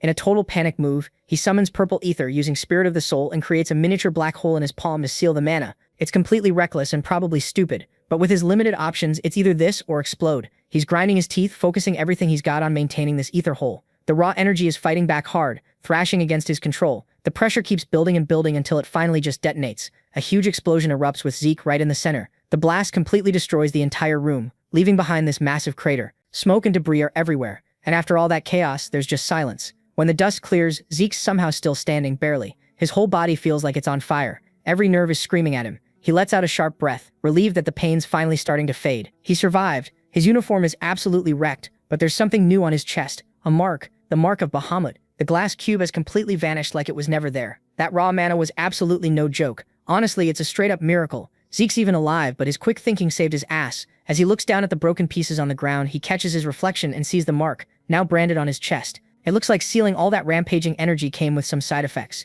Then the system drops another notification. Absorption of the cursed light dragon's heart complete. And it's followed by a flood of information. The crazy amount of mana he absorbed has completely transformed his body. His body isn't normal anymore. It's been upgraded to something way beyond human. His body is now divine. But of course there's a catch, because there's always a catch. The system detected that his current skills aren't strong enough to handle this new power. So to keep him from exploding, it forcibly sealed away 95% of the energy. But wait, there's more. Since he's the inheritor of his ancestors' legacy, he's now got access to Tarakan Draker's secure library. On top of that, a beginner quest book just unlocked, and there's a low-level administrator tutorial waiting for him. Zeke's just scratching his head like, a divine body, a library, a tutorial. What the hell am I supposed to do with all this? It's way too much info to process right now, so he dismisses most of the notifications except for one. Turns out the first Dragon Slayer was feeling pretty generous on his deathbed. A new system prompt pops up in front of Zeke. Would you like to open Tarakan Draker's second dying gift? The scene shifts, and we are back home now. Our boy's locking up all the loot he grabbed, but he can't stop staring at the system notifications. His title just changed. Now he's the one who received the blessing of the ancient dragon,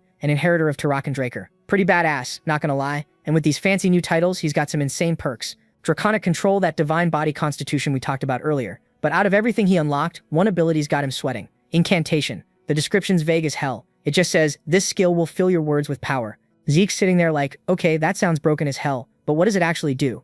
Zeke has no clue because even with all these crazy rewards, our boy's still too weak to use most of them. Like, Draconic Control means he can command dragons. Any dragon under his rule would follow orders without question. That's sick, right? And the Divine Body? It boosts his combat to a whole new level. His learning speed for fighting just skyrocketed, and his ether circulation is way smoother now. But there's a difference between reading about power on a stat screen and actually having it. If he wants to know what he's really capable of, he needs to test this shit out in real combat. Just as he's thinking about his next move, another system window pops up. This one's still tied to Tarakan Draker's legacy. He's got access to some secure library now, but the system needs an information update before he can use it. The system's being all helpful, offering to mark the update location on his minimap.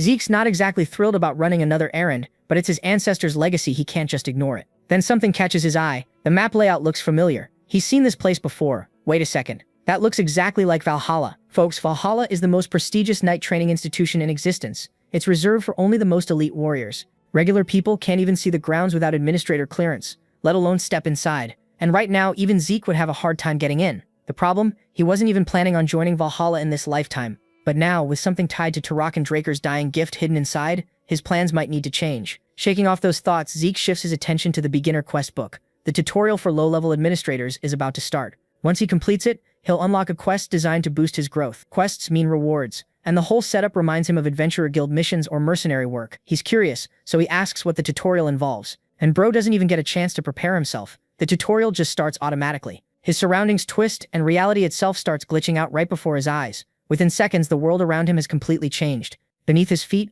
glowing grid lines stretch out endlessly, and everything else is just this void of infinite darkness. Despite the trippy-ass shift, Zeke stays calm. He's scanning his surroundings, trying to figure out where the hell he is. Unlike the teleportation from earlier, this doesn't feel like he just moved locations. It's like the very rules of reality just got rewritten. Before he can process it any further, an orc lunges at him with their massive spiked club. Right then, the system finally chimes in with tutorial quest to defeat the monsters within 60 minutes using 2 or more different skills. Completion rewards, system points plus system store unlock. Not bad at all. His battle instincts kick in. A sword materializes in his grip, just as the first wave of attacks closes in. So this tutorial is designed to make him use the system's benefits? It would have been nice to have access to something like this before all the near-death experiences. But whatever. The first 3 orcs attack at the same time. Their weapons coming down from different angles, but they hit nothing. Zeke's already gone. The sheer force of their missed attacks makes the tutorial space ripple. Before these green bastards can even react, he reappears, moving at insane speed with swift steps and continuous slashes. He cuts them down with precise, effortless movements before they can even register what happened. Monsters like these, they're nothing more than practice dummies to him now. The claymore in his hands feels incredibly light, almost weightless.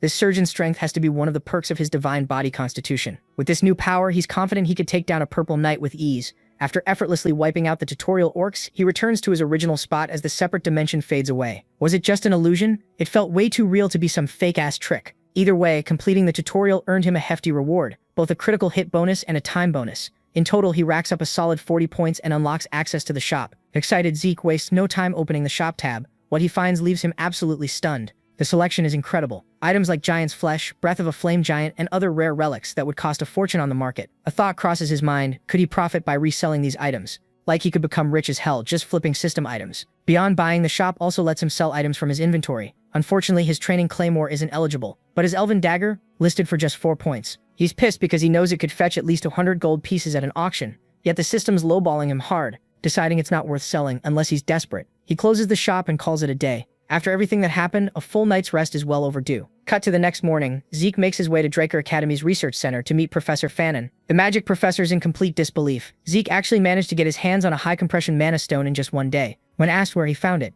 Zeke brushes off the question. The explanation's too complicated and he's got no intention of spilling the beans. Before Zeke even finishes his tea, Professor Fannin's already done tweaking the power source. The man's a true genius when it comes to magic. Still, despite his calm exterior, Zeke can tell the professor's suspicious. High-compression mana stones are rare and meticulously documented in ancient texts. Each one has a registration number to track its ownership and origin. A single check could reveal where it came from and who it currently belongs to. Yet the mana stones in Zeke's possession are completely unregistered. No matter how thoroughly someone searches, they won't pop up in the Central Continent's registration records. Professor Fannin's skepticism is totally justified. It's better than blind faith. His expertise and sharp judgment make him truly exceptional. Zeke can't help but think that a man with this much talent deserves way more recognition than he's getting at this academy. With the design finally complete, the professor activates the apparatus, and they head back to Papnir's breath. They hand the device over to Galleon Zeke, and Fannin watches as the blacksmith gets to work, his workshop glowing with the light of carefully arranged magic circles. The pure excitement on Galleon's face is contagious. He's finally been given the chance to craft weapons that meet his own high standards.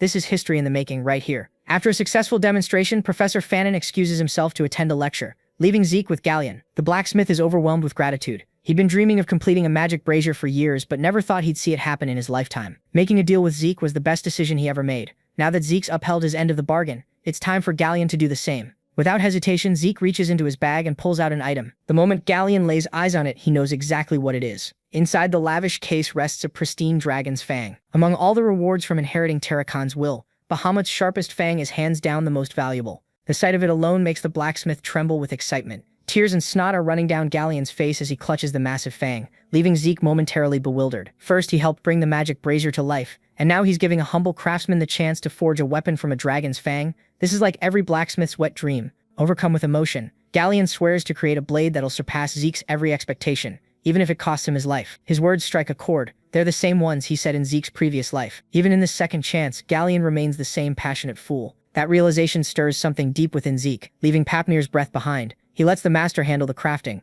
With the greatest blacksmith on the continent working on his weapon, he's got no doubt it's going to be something legendary. So now that the sword business is done, Zeke's back at his mansion. Man went through absolute hell just to get a proper weapon, and now he can finally chill. It's been a week since his duel with Duke, and he's just chilling at his mansion, lounging around reading that note he got. You know, the one inviting him for a rematch when things go sideways fast. Out of nowhere, our boy sensed something. He turned around and there he was, Duke Draker, standing behind him looking like he's about to commit murder. This dude's eyes are literally on fire with rage as he gets in Zeke's face, asking him why the hell he's been ignoring his invitation. And folks, what does our boy do? Being the little shit he is, Zeke decides to poke the bear. He casually tells Duke he's got zero plans of fighting him again. That's all it took. Duke snaps, crosses the room in like half a second, grabs Zeke, and before our boy can even blink, this angry old knight launches him straight out the open window like a football. Zeke's suddenly free-falling through the air with absolutely no warning. And get this, his room's up on one of the higher floors too. If he hits the ground before his body does its whole healing thing, he's cooked. He reaches out desperately trying to grab anything on the way down the balcony, a ledge, whatever. But nope, a strong hand catches him right by the throat before he can get a grip on anything. Duke's not done with him yet. This man seriously can't wrap his head around why Zeke keeps dodging him first. He ducked out in the treatment room, and now this?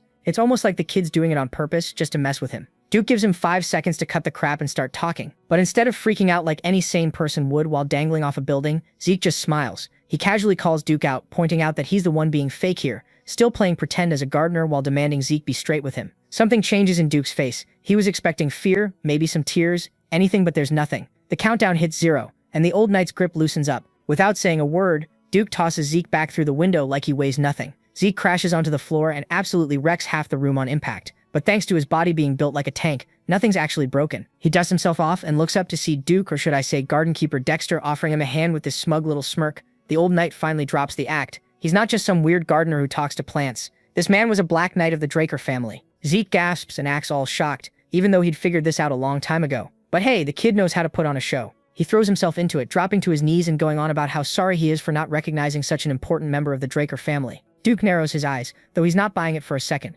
Was this your plan the whole time? He asks. Zeke, shameless as ever, keeps playing dumb and milks the whole thing, but he's also sneaky, so while he's at it, he casually asks why Duke called himself a former Black Knight. The old man's face goes dark real quick. I just don't have that title anymore, he says. Zeke didn't even know knights could lose their ranks like that. He can tell Duke's not about to say anything more about it, so he drops it. But he does catch this slight shake in the old man's hand. Yeah, there's definitely more to this story. So since Duke actually came clean about who he really is, Zeke figures it's only fair to do the same. He drops to his knees and straight up admits everything. Yeah, he knew the whole time he'd been messing with Duke on purpose, hoping the guy would eventually take him on as a student. And instead of blowing up about it, Duke actually laughs. The old knight finds Zeke's guts hilarious, and just like that, he makes his call. All right, he says, you're my apprentice now. Zeke's jaw drops. That's seriously it? Like he was fully expecting Duke to put him through some brutal tests or maybe even try to kill him before agreeing to anything. But nah, this kid just got himself a legendary teacher by being persistent and annoying. He wastes no time. He bows way down and goes into full serious mode. I, Zeke Draker, swear to bring honor to my master's name, to follow his teachings, and to chase both wisdom and strength under his guidance. Duke raises an eyebrow. Wait, you actually know that vow? Yeah, most kids these days have zero clue that kind of stuff even exists. But Zeke's always believed that knowing your roots and having discipline is what separates real knights from everyone else. So of course he knows it by heart. Still, he's got one more thing on his mind. Master, can I ask you something? Duke immediately shuts that down. Yeah, no, don't call me that. Zeke smirks but keeps going anyway. Why'd you actually pick me? Because let's be real, Duke's famous for saying no to literally everyone. Even Andre, the so-called once-in-a-generation genius, had to beg for years before Duke finally caved. Zeke's got his own guesses, but he wants to hear it from the man himself. Duke just chuckles. Take a guess.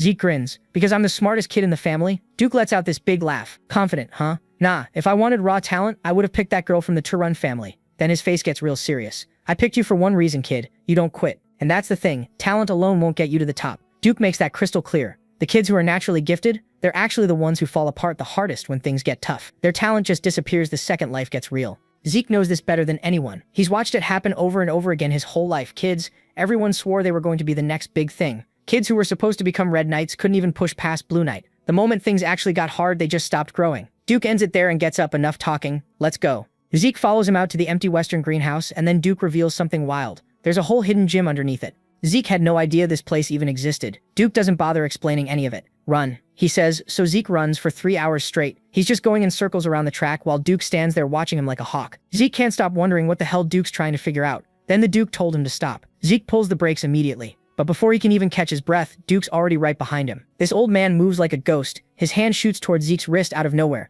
Zeke's body reacts before his brain does. He yanks his arm away and dodges the grab just in time. Every part of him is screaming to put as much distance between them as possible. Duke narrows his eyes and looks down at his own hand for a second. Even though he didn't actually grab Zeke, that tiny bit of contact almost ripped right through the kid's special glove, and that tells him everything he needed to know. You got a problem with me checking your pulse? Duke asks, and his voice is sharp as hell, but Zeke knows there's no way that was what Duke was actually going for. This sly old fox has been suspicious since day one, from their fight in the infirmary to the greenhouse brawl. And now this. The man watched him run 500 laps and not once picked up a single bit of aura coming off Zeke's body. And as the second Duke reached for his wrist, Zeke flinched away like it was instinct. Then the Duke casually asks our boy, you can't use aura, can you? Seeing our boy panicking, the Duke just casually drops that he knows about the bronze statue incident and the golden light Zeke triggered, and our boy's internally freaking the hell out. Duke's like, yo, if I'm wrong, let me check your pulse. And there's no beef in his eyes, just straight up curiosity. But Zeke is losing his mind on the inside, because aura was everything in the drunker world. Like if word got out that someone from their bloodline couldn't use it. That's not just embarrassing, that's a career-ending, family-shaming, straight up your life is over kind of mess. But the funny thing is Duke didn't even give a damn about any of that political BS.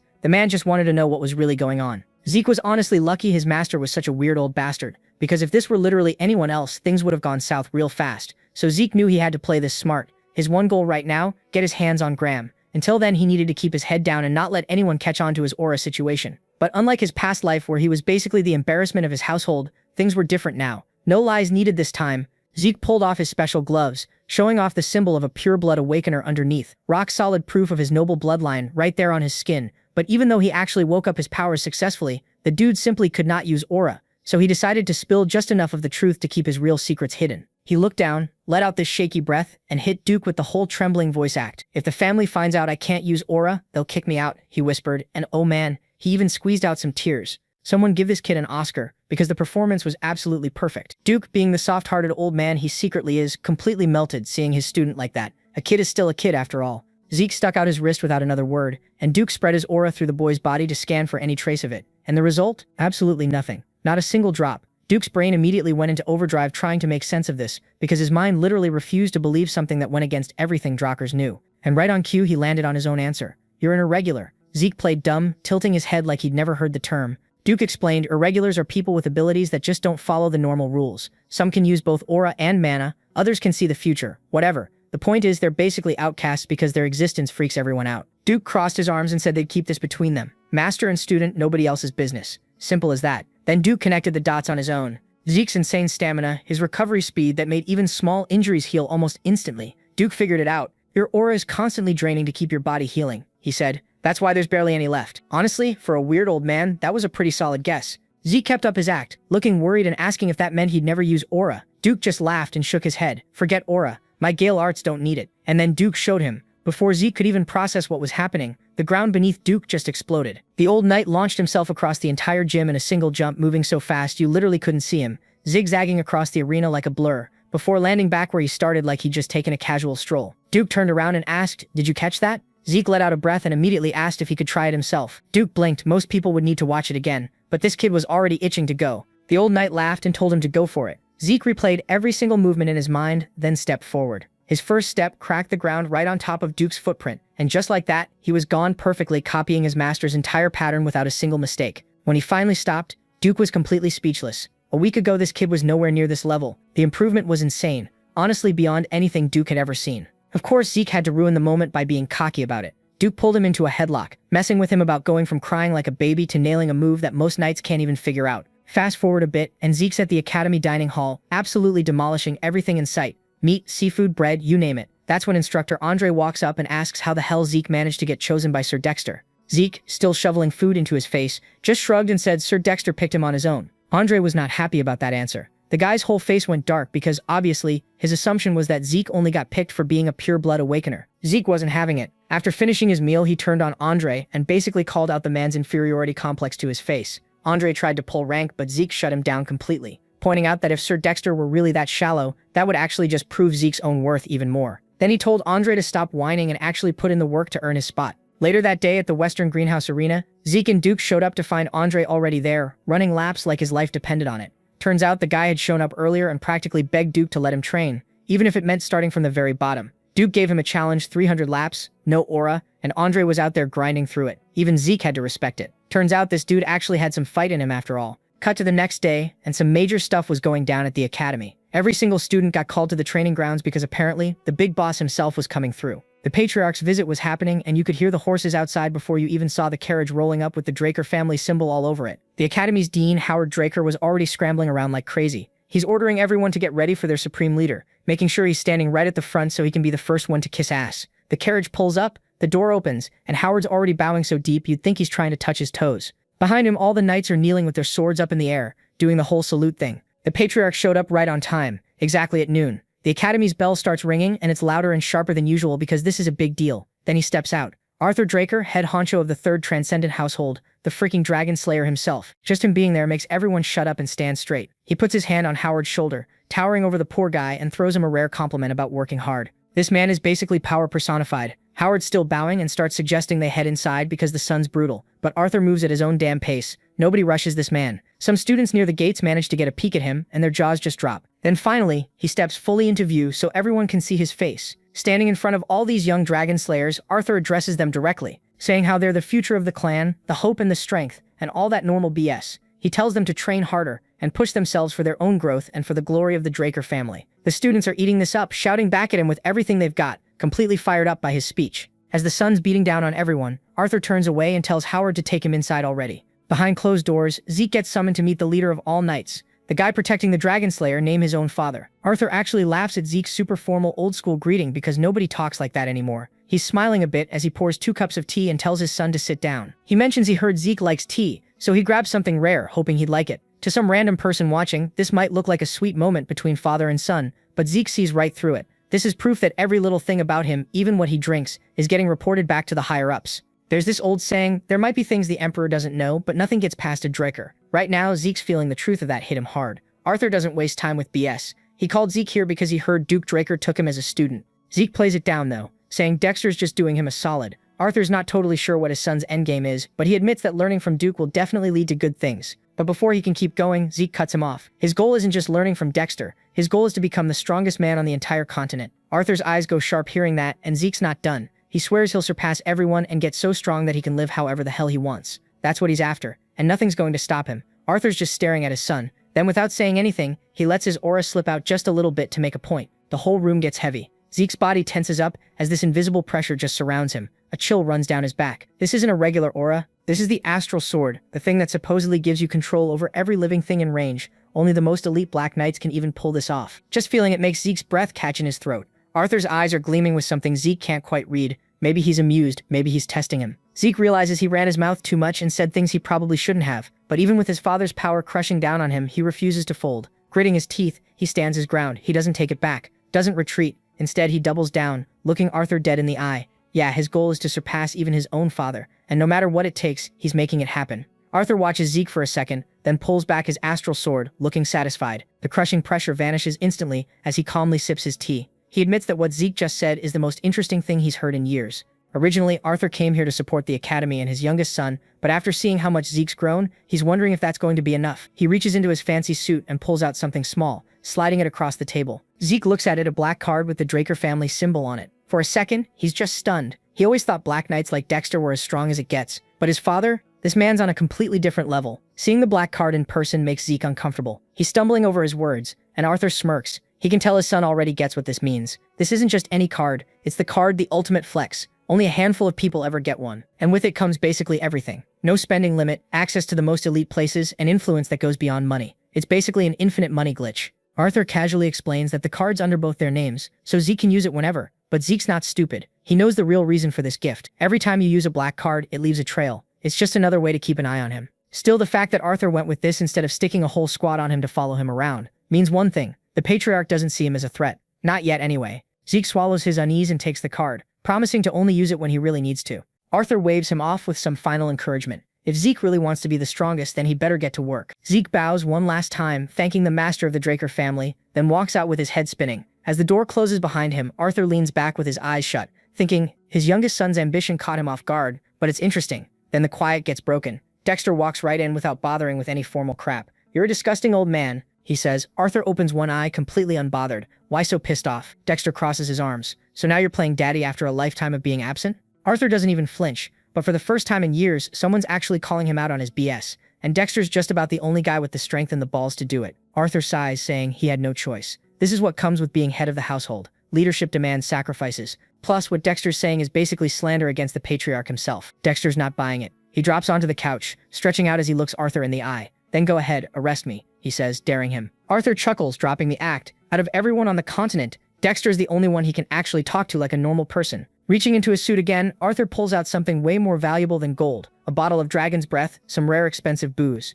He offers Dexter a drink to go with their chat, and just like that, Dexter's mood flips. He smirks, admitting that if nothing else, Arthur's got damn good taste in alcohol. With drinks poured, Arthur finally gets to the real topic. The weird tension that's been hanging over the continent. Dexter acts like he doesn't know what Arthur's talking about, claiming he's been minding his business at the academy, but Arthur knows better. Dexter has eyes and ears everywhere. Dexter sighs, putting his glass down. Why ask something you already know the answer to? Arthur doesn't argue. He just waits. After a second, Dexter leans forward, voice dropping. The Emperor's lost his mind, obsessing over immortality. He's tearing apart the entire continent, looking for anything that might give him even the smallest lead. Arthur nods, not surprised at all. He's been thinking the same thing. Sure, magic can slow down aging, but real immortality? That's a fairy tale. Something nobody's ever pulled off and probably never will. But there's one thing that's got him worried. The Emperor isn't just chasing some fantasy. He's hunting for something real. Something tied to the Elder Dragon. So while these two big shots are having their little secret meeting, our boy's in the next room with his ear pressed to the wall. Zeke standing there all casual with his hands in his pockets, using his soul manifestation ability. And this conversation is absolute gold. Arthur drops this theory that the Emperor's probably hunting down some relic connected to the Elder Dragon. And Dexter's sitting there like, you know what? That actually makes sense. But then comes the real kicker. What if this crazy bastard already found it? Arthur's just casually swirling his drink, thinking it over, and admits, yeah, it's possible. His personal death squad, the Order of Black Knights, has been doing their homework, and all roads lead to one place, the Northern Continent. Now that gets Dexter's attention real quick. The fact that he's only hearing about this now means the Empire's spy network hasn't caught wind of it yet, but they will. It's just a matter of time before shit hits the fan. This whole immortality obsession drags up some dark memories for Dexter. He's thinking back to when this absolute lunatic of an emperor first took the throne and immediately started a continental war. Just to flex, the madman conquered half the central lands before he finally chilled out. And now it's looking like history's about to run it back. Dexter had foolishly assumed the emperor would eventually drop this whole living forever delusion. But nope, he was dead wrong. If this psychopath actually gets his hands on an artifact that grants immortality, the entire continent is cooked, but Arthur isn't about to let that happen though. Given how serious this is, he's already made his choice. He's heading north to handle it personally. And Dexter's just sitting there like, are you insane? Because Arthur leaving the central continent is basically asking for disaster. Without him around to keep that power-hungry emperor in check, that bastard will run wild and destroy everything in his path. But this is exactly why Arthur showed up today. Sure, he gave some half-assed motivational speech to the trainees, but the real reason? He needed to clue Dexter in on his master plan, and he knew exactly how the old man would react. Resistance is futile though. Dexter realizes he's got no choice, lets out this long-suffering sigh, and reluctantly raises his glass for a toast. Fine, fine, but don't expect me to play nice while you're gone. Arthur just chuckles because he knows this bastard very well. The grumpy old guardian of the academy is out here groaning like this is the worst day of his life, but Arthur knows the truth no matter how much he bitches and moans. Dexter's more than capable of holding everything together. Meanwhile, back in the next room, Zeke's paying the ultimate price for being nosy. His whole body's screaming in pain, his vision's going blurry, and he's been using soul manifestation way too long. The backlash hits him like a truck. His knees buckle, and before he knows it, he's face first on the floor, gasping for air with bloodshot eyes,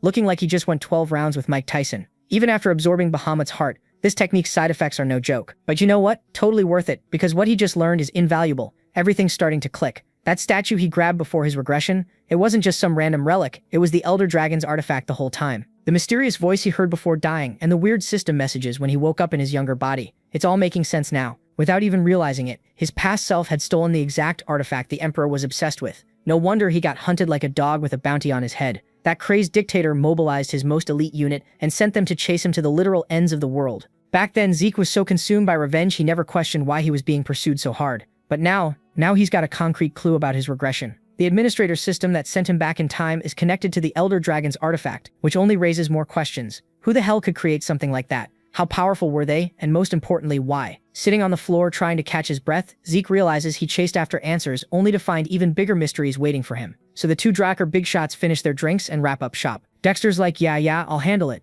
And Arthur's cool with that because he knows the guy gets results. But right as he's about to bounce, Arthur just stops. The whole vibe in the hallway switches up, and this dude's eyes lock onto the door where Zeke's hiding like he's got X-ray vision. Meanwhile, Zeke's in there completely clueless about how close he is to getting caught, still lost in his own head trying to figure out this whole immortality and time travel mess. Like if he actually jacked the Emperor's artifact, why did everyone think it had something to do with living forever? Then he hears it, footsteps, heavy ones, and every instinct in Zeke's body starts going off. Arthur's way too close for comfort. The door flies open, Arthur's cold-ass stare sweeping the room, but nobody's there. Zeke pulled off a clutch escape, already halfway out the window by the time Arthur walked in, avoiding what would have been the most awkward "hey dad" moment in history. Arthur shrugs off the weird feeling and dips, not knowing how close he was. Cut to a few hours later and Zeke's back at the Western Greenhouse Arena doing his usual training grind. It's supposed to be a do-not-disturb kind of day, but old Decker, being the try-hard servant he is, completely ignores that. He walks in all apologetic, bowing and saying some students showed up looking for him. Zeke's immediately like, what? Because who would go out of their way to visit him? Dude has zero friends at this place. But he's curious, so he tells Decker to let whoever it is in. He was not ready for Liam Stone to walk through that door. The second this Jack dude enters, he bows his head like he's meeting royalty. Zeke's eyes narrow, suspicious as hell. What's this guy's angle? Then Liam, sounding dead serious, straight up begs to join him. Zeke lets out this annoyed sigh, already kicking himself for not just ghosting this guy back when he was putting Jekken in his place. So you're saying you want to work for me? He asks, clearly not feeling it.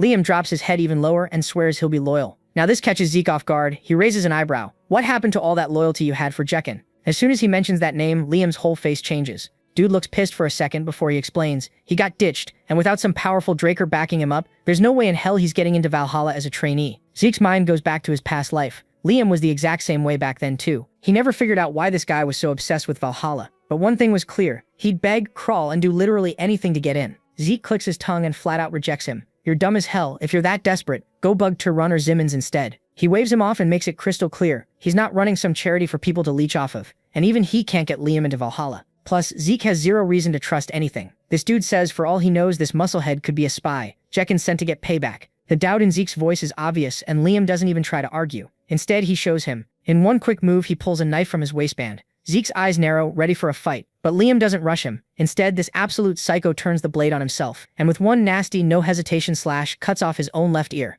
Zeke just stands there, watching as Liam drops his severed ear on the ground like it's nothing. Liam takes a shaky breath, face still dead serious. I get it. You don't trust me, but I'll do whatever it takes to prove I'm for real. Then with some scary-ass conviction, he goes even harder. If you want me silent, I'll cut out my tongue. If you want me crippled, I'll chop off my own foot. Zeke can't front this is extreme, borderline insane behavior, but Liam's not playing around. The way his voice shakes, the blood running down his face. This isn't some act. Watching him standing there trembling, grinding his teeth through the pain, Zeke's mind flashes back to another time, another severed ear. It's not a memory he likes thinking about, not even a little. But seeing Liam push himself to the absolute edge just for a shot at following him, he can't help but remember when he was in that exact same spot, a beat-up, scarred fighter with nothing but rage in his eyes, kneeling before his past life master, begging to become stronger than everyone else. So he decided to give Liam a chance to prove himself. He flings his sword at him, saying, "I'll take you in as my subordinate, if you manage to withstand one attack from me." For a second, Liam is confident that he can do that. Although our boy is super strong, Liam too is the future mercenary king. But nope, because as our boy said those words, his whole aura shifted, and Liam realized that there is no way that he's beating Zeke, but he decided to try anyways. Both rushed at each other, and well, things went down as you would have it. Liam lost terribly. It was so bad that even our boy was surprised. So Zeke's trying to dip out, thinking he's done with this conversation, when he notices the big guy's still got that stubborn look in his eyes. He sighs and drops some wisdom. "Bro, forget Valhalla, find another path." But Liam's not having it. See, here's the thing, after Zeke embarrassed that spoiled brat Jekken, homeboy got tossed aside like yesterday's trash. And Liam, he's from some random branch family. So without being Jekken's lapdog, he never would have even gotten close to this academy. If they're willing to kick out Zeke, a straight-up Draker, they'll dump someone like Liam without blinking. Zeke turns to walk away, thinking it's over. But then he feels something heavy on his leg. He looks down, and Liam's clinging to him like his life depends on it. In the old timeline, Liam got expelled, and his crew fell apart. But through pure spite and stubbornness, he became a Red Knight and earned the title of the Mercenary King. Now he's literally crying, begging for one more shot. Zeke's patience is running out. Fine, one last chance. Don't screw it up. But there's a catch. Liam said he'd do anything, cut out his tongue, chop off his feet, whatever. So Zeke hits him with something genuinely insane. Cut off your right arm. The room goes dead silent. Zeke's basically telling him to kiss his swordsman dreams goodbye. Any normal person would nope out immediately. Zeke turns away and starts training, expecting Liam to finally give up and leave. Instead, this madman walks toward a sword. Zeke's thinking it's no big deal. Liam will still become a legend even if he gets kicked out. But then it hits him. Liam's actually going to do it. He grabs the blade, raises it high, and aims for his own arm. Zeke's body moves on instinct, pushing his legs to the max. Just before Liam can bring it down, Zeke's sword flashes and cuts Liam's weapon in half. The clang echoes through the arena. Liam stares at his intact arm like he can't process why it's still there. Meanwhile, Zeke's pissed. He grabs this big idiot by the collar and lifts him off the ground. "Have you completely lost your goddamn mind?" Sure, the test was extreme, but what if Zeke had been the type to go back on his word? Liam would have thrown everything away for nothing. But Liam was ready to go that far because there was something way more important to him than his own arm. Zeke drops him and gives him a cold stare. "Do something that's stupid again and you're out. I don't care how loyal you are." The stress finally leaves Liam's face. Those harsh words mean he's staying. But there's still one problem. "We need to get you to the nurse. Can't have my guy walking around looking like a one-eared freak." After getting patched up, Liam is invited to Zeke's private dining hall. He keeps touching his fixed ear, amazed it's back to normal. Turns out Zeke used one of his rare healing potions on him. Liam feels bad about wasting such a valuable item, but Zeke just waves it off. Think of it as an investment. Now that things have cooled down, Zeke asks the real question. What could possibly be more important than your own arm? The answer's simple. His mom. After Jekken threw him away, Liam got news that his mom collapsed with a crazy high fever. She got better, but then these weird rose-like patterns started spreading across her body, draining her strength. Zeke's face goes dark. He recognizes those symptoms. The village healers had no clue what it was or how to cure it. Liam's only hope was Valhalla, because academy students and their families get access to the best doctors on the continent. If he got in, his mom might have a shot. Zeke sighs, now he gets it. Without a word, he grabs a pen and starts writing down the symptoms. Red rose-like markings, recurring fevers. He knows this disease way too well. In 5 years, the entire central continent will get wrecked by the rose plague, a crazy contagious illness with a brutal kill count. Tons of people will die before someone figures out a cure. Zeke hands Liam a piece of paper with the medicine recipe that can treat his mother. The steps aren't complicated, and the ingredients aren't rare. Any village healer can whip it up. Liam's confused but relieved. How is this even possible? Village experts who spent their whole lives studying medicine couldn't figure it out. Yet this young swordsman just casually dropped the cure in seconds. In the future, these genius alchemist brothers will create this treatment and save countless lives. But before they can share it for free, the Alchemist Association will hog it all, selling it at insane prices. Eventually, the brothers will leak the recipe to everyone. Obviously, Zeke can't explain all this, so he just says, "I know a solid alchemist." With the cure in hand, Liam technically has no reason to join Valhalla or stick with Zeke anymore. His biggest problem just got solved, but Liam doesn't see it that way. He stands up, looking dead serious. He's a man of his word, and he promised to dedicate his life to serving Zeke. He takes a knee and swears he's loyal for life. After spending the whole day trying to push this big fool away, hearing the future mercenary king pledge his loyalty is actually pretty reassuring. Zeke accepts with one final warning: don't fall behind, or I'm leaving your ass. Meanwhile, in Dean Howard Draker's office, Owen Zimmons shows up with a wild proposal. "We should crank up the difficulty of this semester's exams." The dean raises an eyebrow. It's not every day a student asks for something like this. Owen apologizes if he sounds cocky but explains his thinking. This year's freshmen are unusually stacked with candidates from big families and 2 pure-blood awakeners. If the exam stays at last year's level, it won't properly test what they can do. Howard thinks it over and gives a small nod. The kid's got a point. Owen bows and bounces. The dean leans back, staring out the window. The apple doesn't fall far from the tree. Owen Zimmons is already thinking way ahead. Just like that guy, spotting future problems and handling them before they even pop up. So a few days later, it's exam time, dungeon exploration, baby. All the freshmen are standing outside these creepy-ass ruins, ready to jump in. Here's how it works. You get paired up with someone, thrown into a random dungeon, and you have to escape before time runs out. Each dungeon's got different difficulty levels, and naturally Zeke and Liam got stuck together. Even though they're all geared up and ready to go, Liam's looking nervous as hell. Zeke peeps it and drops some wisdom. Look, being nervous is normal, just don't let it screw you over. Too much stress, you make dumb mistakes. Getting too relaxed, you get sloppy. Around them, some students are chatting and hyped up, while others are just standing there in awkward silence. Then this guard yells out, Zeke Draker and Liam Stone. They step forward, heading toward the closest entrance, but right before they can walk in, some sketchy dude in black gloves blocks their path. Hold up, the guy says.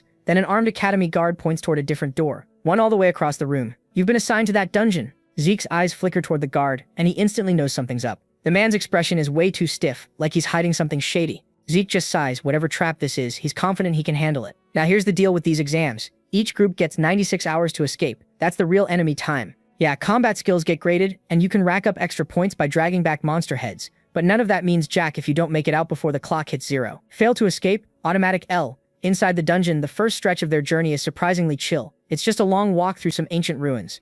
After a while, they finally stop to rest. Bellies full, nothing trying to kill them. Perfect time to catch some sleep. Weirdly enough, even though he's the underling, Liam's the one telling Zeke to sleep first, since the young lord did everything, set up camp, cook the food, all of it. But Zeke just waves him off, saying with his current body he can go 4 days without sleep. Seriously, I could stay up the whole exam. Liam knows better than to argue with this dude, so he drags his massive frame into the tent and crashes hard. Now alone, Zeke sits by the fire, zoning out. It's been 16 hours since they entered the dungeon, and he'd been training nonstop for 3 days before the exam even started. That means our boy has been awake for nearly 90 hours straight. His infinite stamina keeps his body moving, but it does absolutely nothing for his mental exhaustion. And in a dungeon where danger can pop up from literally any shadow, losing focus even for a second could get you killed. The eerie silence drags on, and he can feel the exhaustion creeping in, messing with his head. He wants to wake Liam and switch out, but then he makes the worst possible mistake. He dozes off. His dreams drag him back to those freezing-ass plains up north, where the Emperor's red flag was basically a giant middle finger symbolizing cruelty and bloodshed. A woman's corpse lies in front of him, her blood spreading across the snow in this horrifying contrast that burns itself into his memory. Zeke's eyes snap open, breathing hard, body drenched in sweat. For a second, he just sits there frozen, half expecting the nightmare to bleed into reality. But nah, the fire's still crackling, and the dungeon's still quiet. It was just a dream. Still, he'd rather fight a whole army of monsters than relive that memory again. Then something catches his attention.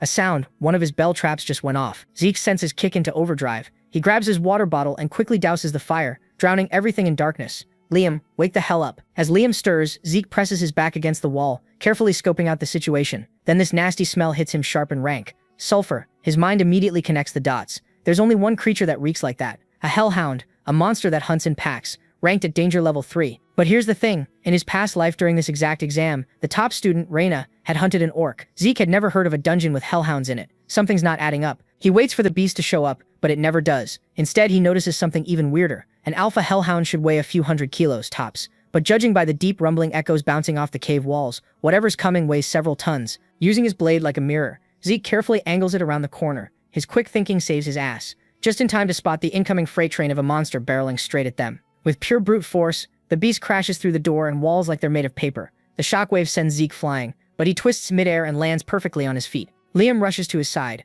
eyes wide in full panic mode. But Zeke, he just curses under his breath. The Zimmons. In that split second before impact, he'd spotted something, a trinket tucked into the Academy guard's uniform. A specific symbol tied to the Zimmons family. So that's how it is. He expected some shady moves, but this is beyond dirty. The hellhound he was expecting, already dead, its head cleanly sliced off. A massive troll is just casually holding it as its war trophy. Zeke's eyes narrow. They didn't send hellhounds. They skipped straight to using trolls as hired killers.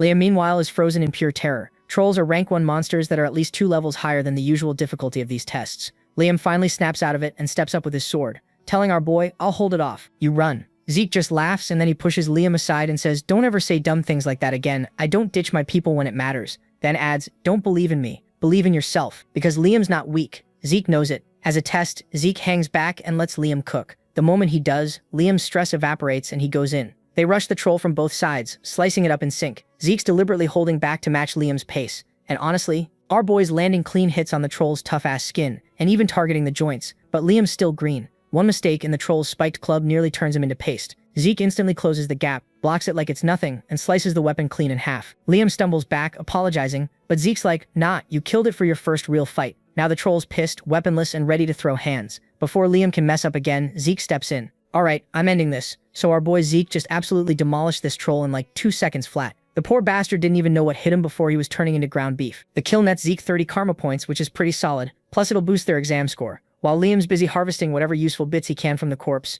Zeke gets hit with a new system notification. Hunt 100 monsters from 10 different species in 72 hours. The reward? Double karma points on every kill plus 2 mystery boxes. Our boy sees that word double, and his eyes literally light up with greed. He's already doing the math in his head. Now killing 100 monsters in 79 hours? Easy mode. The real problem is finding 10 different species when most dungeon exams only have like 4 types max. But then Zeke remembers, oh yeah, the Zimin bastards rigged this whole place trying to get him killed, which means they probably stuffed it with all kinds of high-tier monsters. Joke's on them though, because that's exactly what he needs right now. So while he's got to juggle this quest, survive, and score well on the exam, Zeke's like, yeah, I got this. After Liam finishes looting, they head deeper into the dungeon. Time to hunt. Cut to a montage and things are moving fast. A pack of burning wolves wiped out. 56 hours left. A goblin nest. Absolutely farmed. The kill count's skyrocketing, and their loot bag's getting heavy as hell. 39 hours remaining. Then they face off against this giant bat with sonic attacks that could rupture your eardrums, but they take it down too. For the past 2 days, it's been the same routine: kill, camp, rest, repeat. By the final day, they've racked up enough kills to secure a solid exam score.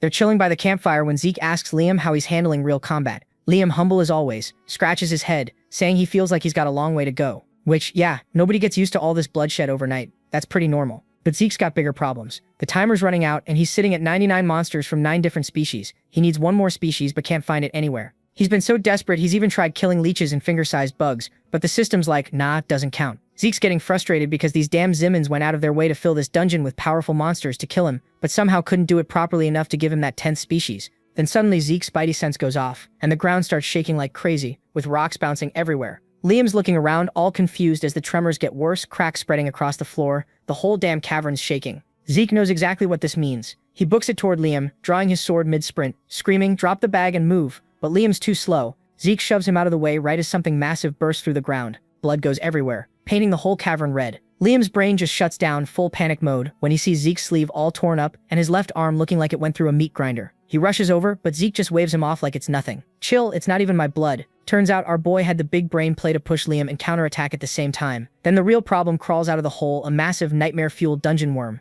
Liam's throat goes dry because these things normally need 8 purple knights just to take down. This was the Zeman's ace in the hole, their final screw-you trap. Liam's frozen, watching this tunneling monstrosity tear through the cavern like a runaway train. He wants to help but knows the harsh truth: he'd just get in the way and probably die. So instead, he starts frantically digging through their supplies, looking for anything that might help. Meanwhile, Zeke's going absolutely nuts, deflecting hundreds of razor-sharp fangs flying at him from every angle. The worm's literally eating through the earth as it moves, which means they're on a ticking clock. If Zeke doesn't end this quick, they're either getting buried alive or turned into human sushi. The monster lunges again, drilling through solid rock. Zeke sidesteps at the last possible second, ducking just inches from getting pancaked. Now he's got an opening. When the worm surfaces for air, Zeke lunges hard, jamming his blade deep into its nasty, pulsating gut. The strike hits, but it's not enough to kill it. He grits his teeth and rips the sword through its flesh, carving it wide open. Purple bile and blood just explode from the monster's mouth, splattering everywhere. The thing's thrashing like crazy, but Zeke's not done. The man is in full murder mode now. Just as he's about to land the killing blow, the ground beneath him gives out. He stepped on a hollow section, totally throwing off his balance.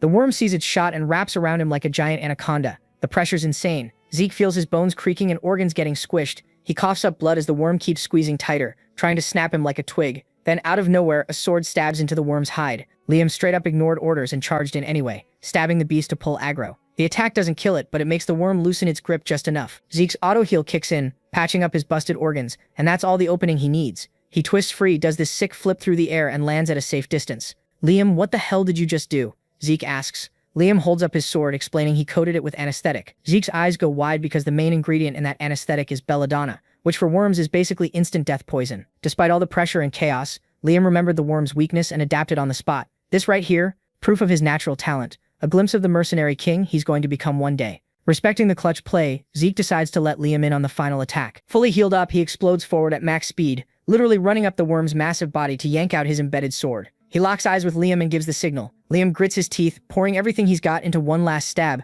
pumping more belladonna poison into the monster. The worm crashes down hard, spasming like it's having a seizure. That's Zeke's cue. He activates Soul Manifestation. His blade lights up with this sick purple aura. One clean, smooth slash, and the dungeon worm is cut clean in half. The corpse drops, twitching a few times before going completely still. Zeke lands looking cool as hell, while system notifications start flooding his vision. Quest complete. All his karma points just doubled like promised. Plus he got 2 random loot boxes. Current balance 780 karma points, and a whole lot of options to play with. The scene shifts, and now we are outside the dungeon. All the cadets are lined up waiting to hear if they passed or not. The instructor walks up looking all serious, and tells everyone who made it out alive to step forward for scoring everyone else can bounce. When Reina's name gets called, she steps up and the instructor starts reading off his stats. You escaped. That's 30 points. Plus you murked 20 goblins, 2 hobgoblins, and an orc. Total, 180 points. The whole crowd goes silent. Like this dude just came within 20 points of Abel's legendary 200-point record, and Abel's pure-blooded royalty. Everyone's shook because Turan passed by a fat margin of 130 points.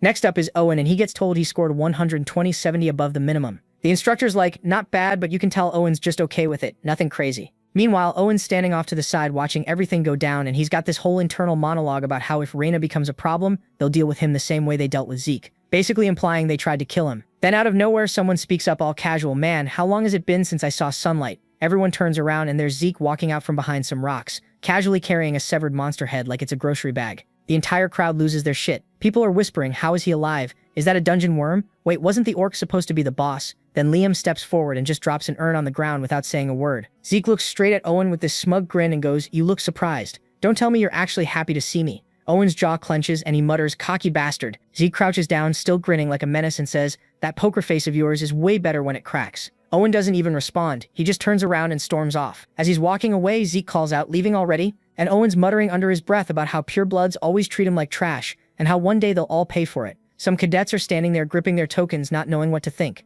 and Zeke just shrugs and says, terrifying, in the most sarcastic tone ever. Then instructor Andre steps up looking pissed and asks, are you finished showing off? Zeke's like, it's been a while, and Andre pulls on some gloves, ready to do the evaluation. Zeke glances at the worm head and asks if they really need to do all this, but Andre shuts him down immediately, saying as long as he's evaluating, nothing gets skipped. He notices Zeke's collection bag is missing, and Zeke admits he lost it. Andre crouches down and starts inspecting the worm's head super closely, and here's where it gets wild. The worm had actually ambushed Zeke and eaten everything he'd collected over 3 days, so Zeke killed it and took its head as proof. Andre's examining the teeth and finds traces of gremlins, goblins, hobgoblins, hellhounds, orcs, and even a troll stuck in there from previous meals. The whole crowd gasps again. Andre stands up and announces that to keep things fair, he'll only count one of each creature. Then he drops the bomb. Trolls are worth 90 points and worms are worth 180. Zeke's total? 368 points. The place goes absolutely silent because that's an insane score. One dude even asks what the top score was back in their day. But of course, some dude starts screaming about how it's a scam because there's only one corpse.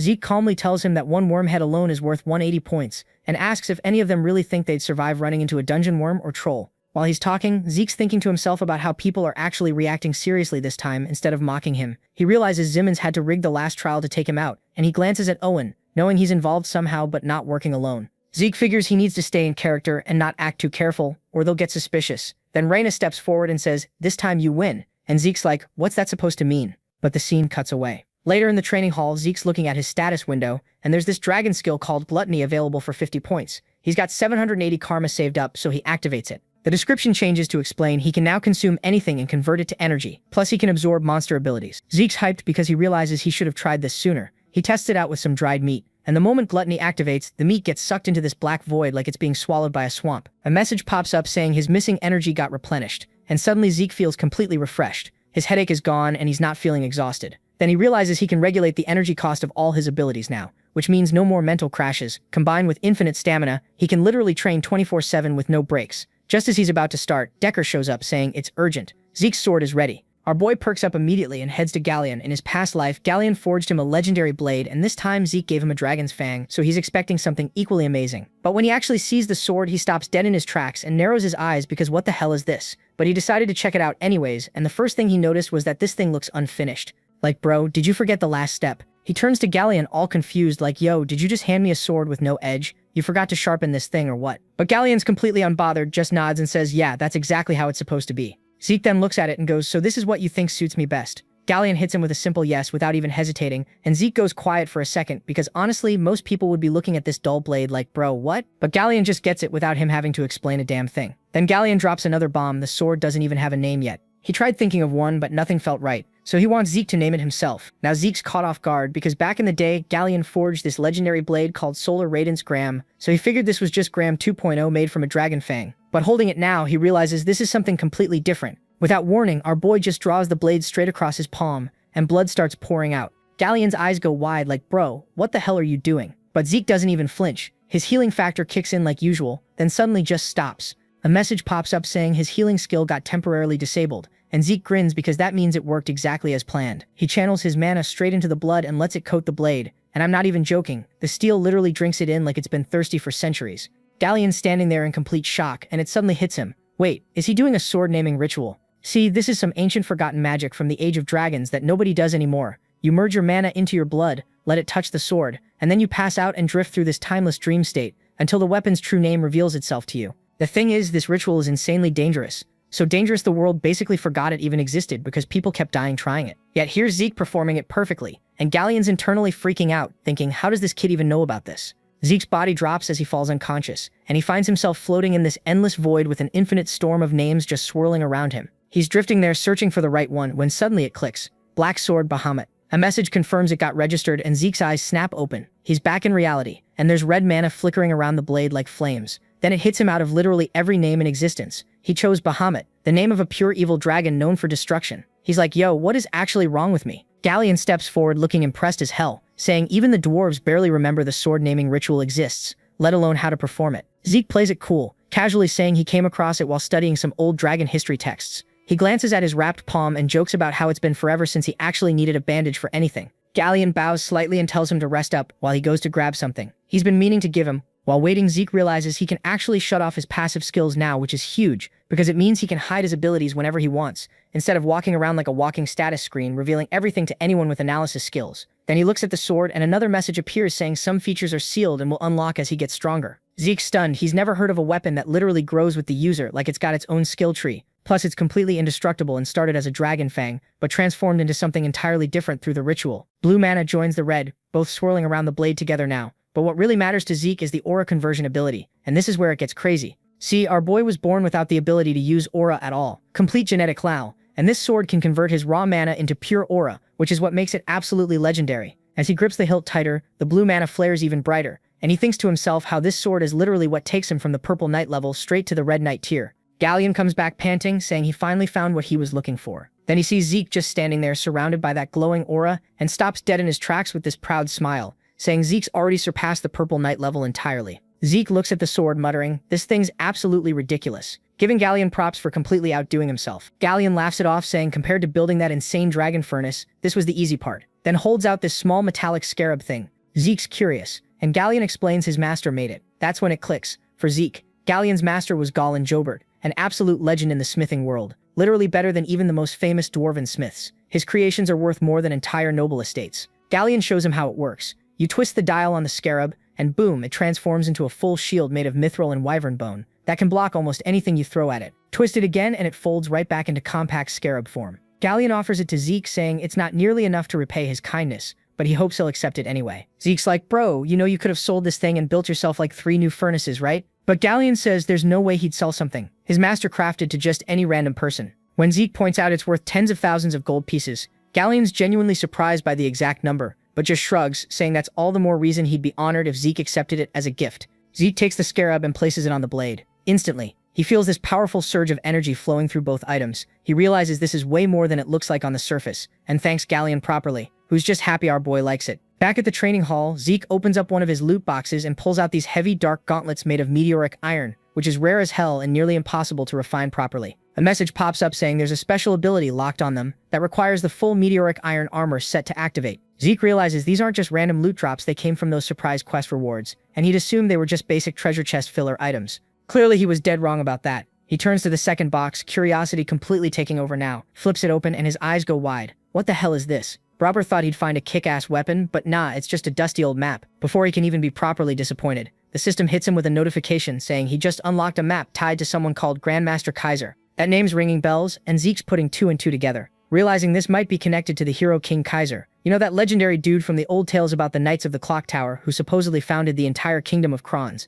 Most people think that story's complete fairy tale BS, but now Zeke's like, hold up, what if this guy was actually real? before he can spiral too deep into conspiracy theories. Another notification pops up saying analysis complete, and coordinates get marked on his mini-map pointing straight to the giant mountains, which by the way are deep in barbarian territory where nobody sane goes willingly. But Zeke's actually grinning because he recognizes the spot and thinks maybe this won't be the nightmare quest he expected. Then the system goes into full info dump mode. The tutorial's officially over. Thanks to his skills, he's obtained a potential quest item, and he just unlocked achievement quest data. Reading through everything, Zeke starts connecting the dots. This whole tutorial wasn't some baby mode warm-up. It was deliberately designed to build up his stats and abilities for whatever hell's coming next. The final message confirms it. The tutorial for a low-tier administrator is about to begin. Zeke doesn't even flinch because he knows the kid gloves are off now. He checks the reward list and his eyes light up because these rewards are on a completely different level from the trash he's been getting. He cracks his knuckles and opens his status screen, finally ready to spend those points he's been hoarding. The system responds instantly. 50 points get dumped into unlocking level 2. Draconian skills, bro unlocks and upgrades a bunch of skills and saves 400 points for later. Another notification, Draconian skill activated. Zeke looks down and his hand starts straight up morphing into this terrifying scale-covered dragon claw. He decides to test it out and unleashes a burst. The sheer destructive force shocks even him. It's way stronger than anticipated.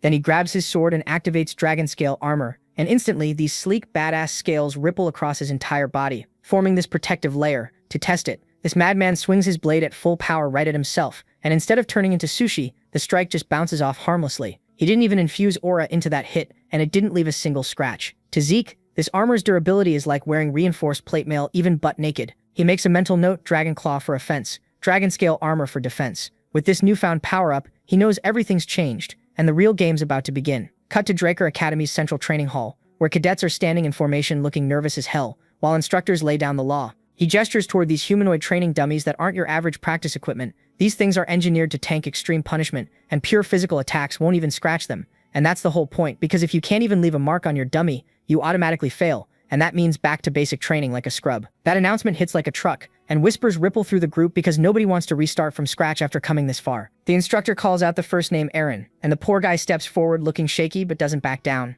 Owen's watching from the sidelines, and this bastard can't help but mentally flex, thinking how the very foundation of aura instruction at this academy was built by his family, the Zimmons, so even if someone was a born awakener, they wouldn't match his level of control, because bloodline privilege hits different. Then Owen's name gets called. He steps up with total confidence, draws his sword, and starts channeling aura. One student goes, "Wait, is that sword resonance?" One instructor raises an eyebrow, genuinely impressed, saying at 13 that's pretty rare. Another nods like, "Well yeah, makes sense, he's from the Simon family." Owen barely pauses before slamming his sword into the dummy, shattering it cleanly in one smooth strike. Laughter and applause erupt and pride surges through him as he glances over at Abel with this smug-ass look. The instructor claps once, saying, "Well done, impressive," and Owen's practically glowing as he walks over to Abel, giving him a friendly shoulder pat while starting to say something cocky. But Owen immediately cuts him off, brushing his hand away and telling him not to be so smug because it's just rude and annoying. As the line keeps moving, instructors start noticing something weird even though nobody's outright failing. A bunch of cadets seem rattled, clearly thrown off by Owen's performance setting the bar stupidly high. From the sidelines, Raina's quietly observing, noting that even though every student in the special class can channel aura, only a few actually stand out. She takes a breath and steps forward. "Instructor, I have a request." He turns to her asking what's up, and she says calmly, "I'd like to be evaluated under the dragon-slaying art standard." The instructor's eyebrow shoots up because that grading system is reserved for higher-ranked cadets, and is way stricter, so he asks if she actually knows what she's signing up for. Raina nods, saying she knows that very well but would still like to try. And Owen, this delusional bastard, starts thinking about how ever since she became a pureblood awakener, she's gotten bold, maybe too bold. He knows dragon-slaying arts are another beast entirely, where every strike requires perfect control, balancing aura flow with flawless precision, and one tiny mistake tanks the whole thing. Owen scoffs internally, convinced she'll be lucky to get a few strikes in before her aura burns out completely. He's thinking that she's doing all of this to compete with him. Meanwhile, the instructor asks her once again if she's absolutely sure that she wants to do that because if she fails, it's going to cost her, but she has made up her mind so there is no going back. Then she pulls out her sword and straight up starts destroying the dummies, and after she was done, there was nothing left. Students start chatting among themselves saying how she's just in a league of her own, and this jealous bastard was cursing under her breath. Just then, Raina points her sword at the crowd. He thinks that she's mocking him, but nah, she didn't give a damn about him because she was pointing at our boy. Alright, so Zeke's standing there realizing what Raina just pulled, and he's like, here we go. He knows if he backs down now, this girl's gonna roast him for the rest of his life. So he throws his hand up and says he wants to take the dragon-slaying arts evaluation too. One of the instructors immediately gives him that look like, "Bro, are you serious right now? You think this is some joke just because Raina made it look easy? She's a pure-blood awakener, kid." But before this dude can finish his lecture, another instructor cuts in, saying Zeke's gonna face the exact same conditions Raina did, asking if he's cool with that. Zeke just nods like it's whatever. Off to the side, one instructor's whispering, "Yo, who even is this kid? I've never seen him in class," and the head instructor fills him in, Turns out Zeke won some bet with instructor Andre, and he's that golden light pure blood awakener who came out of nowhere and absolutely demolished Abel's record during the dungeon escape exam. Zeke steps up with his sword, and just as he's about to swing, a system notification pops up saying ether's being converted into aura. Blue energy starts swirling around his blade, and he's gritting his teeth, thinking managing this power surge still isn't easy, but it should do the job. Reina's watching from the sidelines, and her eyes go wide because she immediately recognizes the stance. Dragon Slaying Arts, Chapter 1, Verse 4, Sky Slice. She's thinking this bastard didn't just learn it, he's mastered the damn thing, and his form might even be as good as instructor Andre's. Zeke swings, and the dummies just straight up explode into pieces. In his head, he's reflecting on how this technique isn't something he just picked up. It's literally part of him now. After drilling it nonstop for 2 years before his regression until it became pure muscle memory, he lets out a slow breath, thinking there was a time he thought dragon slaying arts were boring as hell. But starting from scratch again, it doesn't feel so dull anymore, and maybe that little flex was enough to shake Reina up a bit. The instructors start losing their minds, one pointing out how Zeke coated his blade in aura, another talking about the crazy intensity of that strike, and the whispers keep growing, with some wondering if this kid's already close to Purple Knight rank. Zeke glances down at the wreckage, muttering that he might have overdone it. It seems like some of his aura leaked out without him realizing, and he just wanted to match Reina, not become the main character. One instructor's just staring at the destruction, saying, "A first year's already a Purple Knight," while Owen's watching from the corner with his fist clenched so tight they're probably bleeding, and Reina's standing there with this creepy-ass smile spreading across her face. The scene cuts to the headmaster's office, where the old man's pouring tea and casually bringing up Zeke's insane exam results. Zeke plays it humble, saying he just got lucky, but the headmaster chuckles like, "Kid, becoming a Purple Knight at 13 isn't luck." Then he drops the real bomb. How would Zeke feel about taking the grade advancement exam? Zeke blinks, realizing that means skipping grades, and the headmaster explains the system allows it when a student's ability justifies it. It could be 1 grade or even more, depending on how well you do. Zeke's thinking the headmaster's moving way faster than he expected, but it makes sense since he made a bigger splash than he planned to, so he accepts with a polite smile, fully knowing he's walking into something sketchy. As he's leaving, he mutters that the headmaster's definitely plotting something, but he'll play along for now. Back inside, the headmaster turns to someone sitting across from him, saying both Reina Draker and Zeke, Draker pure-blooded awakeners, have agreed to take the exam, and the figure nods, saying they'll handle the arrangements, while the headmaster folds his hands with this slight smile, thinking things are about to get real interesting. Cut to the upper-class Aura training hall, where Zeke and Reina are standing side by side, and the vibes tense as hell with Reina just death staring at Zeke. He lets out a quiet sigh, thinking, would it kill you to stop staring? Then a voice calls out, apologizing for being late, and this tall dude in shining armor walks in. Sir Owl Draker, official examiner and knight of the Draker main family. Zeke's whole expression changes the second he sees him, whispering the name and thinking, no way, could it really be him? The one they used to call Dieback Blade. A flashback hits cold night air, the weight of a dead body in his arms, fingers digging into dirt to make a grave. In that memory, another version of Zeke. Zeke Murray walks up and stops, muttering Empire's lapdog before heading to the body and kneeling down with a shovel. He says even if the guy told him not to, he'd still help bury them. Introduces himself as Zeke Murray from the Northern Allied Forces, and then asks if the man's a Draker. The man shakes his head, saying that life's behind him, and Zeke laughs, asking what to call him then. The man answers with dead certainty, Dieback Blade. The memory fades and Zeke's back in the present, whispering that the name fits him way too well. He snaps out of it as the formal stuff begins. Both he and Reina bow deep, saying, Sir Drakor. An instructor steps forward, laying out the exam rules. It follows the alumni cradle method, a sword duel with no time limit that only ends when somebody yields or gets knocked out, so go all out. Reina immediately steps forward, saying she'll go first, but Dieback calmly raises his hand and says there's no need to take turns. They should both come at him at the same time. Hearing that, both Zeke and Reina just stop dead, because hold up, that's not how things normally go down. Zeke looks over at Reina with the most bored expression, and tells her to calm down because there's a huge skill gap here, and whether they like it or not, the test has already kicked off. Reina shoots him this look that could kill, but our boy doesn't even flinch. He straight up tells her that running in like an idiot will tank her score. She doesn't say anything back, just stares ahead, getting all serious.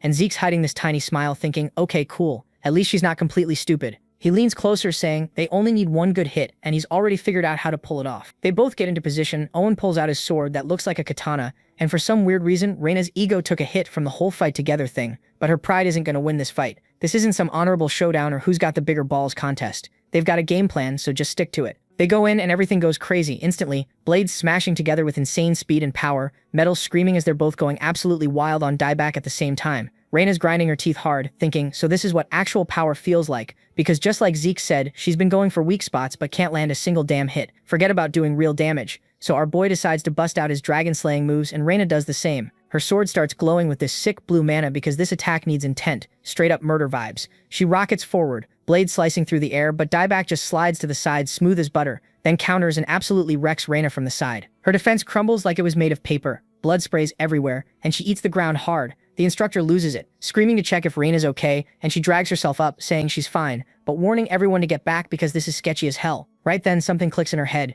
She straight up passed out for a second there, and if she can't even stay awake, how the hell is she going to make an opening? She gets it. Now with what she's got right now, she's got literally zero shot at winning. Reina's eyes get all narrow, looking mad because there's no way she's pulling some cheap move like that. She's not about to trash the honor of a real fight with sneaky tricks. Zeke just shrugs, not caring even a little bit, saying honor doesn't keep food on the table. And this isn't some fantasy night story, it's a test to see if they can actually kill stuff, and then slaps her shoulder like that ends the discussion. Reina lets out this annoyed sigh, remembering she was the one who wanted his help. But does this dude really think just having a plan can beat a monster like Dieback? Zeke's confidence doesn't shake for a second. They're not trying to overpower him, just crack open a tiny window for one good hit. That's literally all they have to do. He brings up their fight back at the cradle, asking why she didn't grab the rope, and Reina glares, thinking back like, I didn't see you pulling that kind of move coming. Exactly, he says, and Dieback won't either, tossing his sword onto his shoulder. Zeke points at her, saying to wait for his signal because it will work just one chance. Then without letting her answer, he bolts like a maniac. The edge of his sword lights up as dragon-slaying moves activate, energy running down the blade like it's catching fire. And Dieback's eyes get serious, spotting the technique that's Sir Dexter's style.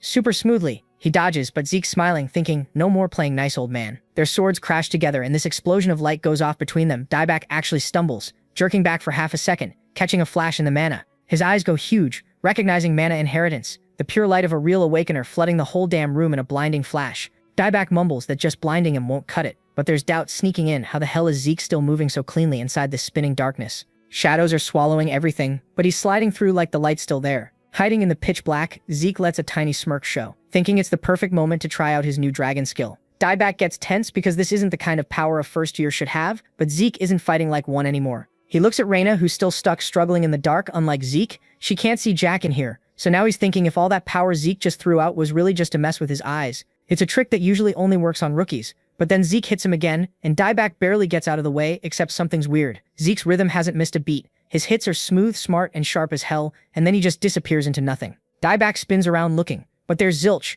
just some faint shape floating like smoke in moonlight with glowing streaks twisting through the shadows. Strange sounds bounce everywhere in the hall, movement coming from all over as Zeke's whole vibe just melts into this flawless trick, and Dieback's clenching his jaw because he can't believe a damn thing his body's telling him. Then Zeke shows up again, sword ready. Eyes chill, smile locked in, and swings. Out of nowhere, alarms start screaming. This loud-ass noise ripping through the hall, and Dieback's brain kicks into gear, spotting some kind of one-shot gadget with simple parts and a small build where the magic inside doesn't need to blow stuff up. Just light and sound that's enough to mess someone up bad. A huge blast goes off, Zeke throws his arms up to block his ears, and Reina makes her play. The noise slams into Dieback like a truck, and he wobbles, hands shooting to his head, spitting out a curse because he didn't take her seriously, and now he's getting wrecked for it. Reina and Zeke charge in together, swords glowing as they drop a technique from Dragon Slaying Earth. Chapter 4 verse 1. Full moon slash and double arcs of energy slice through the air, about to finish this whole thing. So the whole fight's wrapped up now, and people are scrambling with stretchers to haul Reina and Zeke's half-dead asses out of there. Meanwhile, one of the instructors walks up to Owl, patting him on the back like, yo, good workout out there. And just then, Dexter strolls in all casual, looking at Owl and asking, did you really have to go that hard on a couple of kids? Owl immediately drops into this formal bow, greeting the drunk Duke, all proper and respectful. But you know, Dexter man gives zero fucks about formalities. He just slaps a hand on Owl's shoulder and asks him straight up, so how was my disciple? And I swear the look on Owl's face is priceless. Bro's having a whole existential crisis. His mind's racing back to that moment when Zeke literally yeeted his own sword just to block Owl's attack. He's thinking, this kid definitely could have counterattacked. He had the opening, he had the skill, so why didn't he? Then it hits Owl. This little monster was probably only showing techniques he thought were adequate for the fight, like our boy was out here holding back. So Owl gets all serious, looks the drunk Duke dead in the eye and says, that boy is far beyond my capacity to evaluate. Cut to the advancement meeting where the dean's asking all the teachers what they think about promoting Zeke and Reina. And after watching our boy's performance, everyone's voting yes without hesitation. As a result, Reina jumps to 3rd grade, and Zeke skips straight to 5th grade. Now Zeke's already pulled off one crazy stunt after another, so he decides, you know what? Let me chill for a bit and not get on everyone's nerves. During this peaceful era, he learns all the Gale arts from the Dexter, and maintains a solid friendship with Four Eyes, but eventually Bro's just too damn good for this place. The Royal Magic Academy comes knocking, recruiting Four Eyes, so Zeke has to say goodbye to him. Since Zeke's keeping his head down and not causing chaos, the 3 great families leave him alone for once. But Owl, nah, this man's obsessed. He shows up every single quarter asking for a rematch, and just like that, 2 years fly by, and Zeke graduates from the academy. Zeke returned home. Our video ends here. If you liked it, leave your like. See you next time. Bye-bye.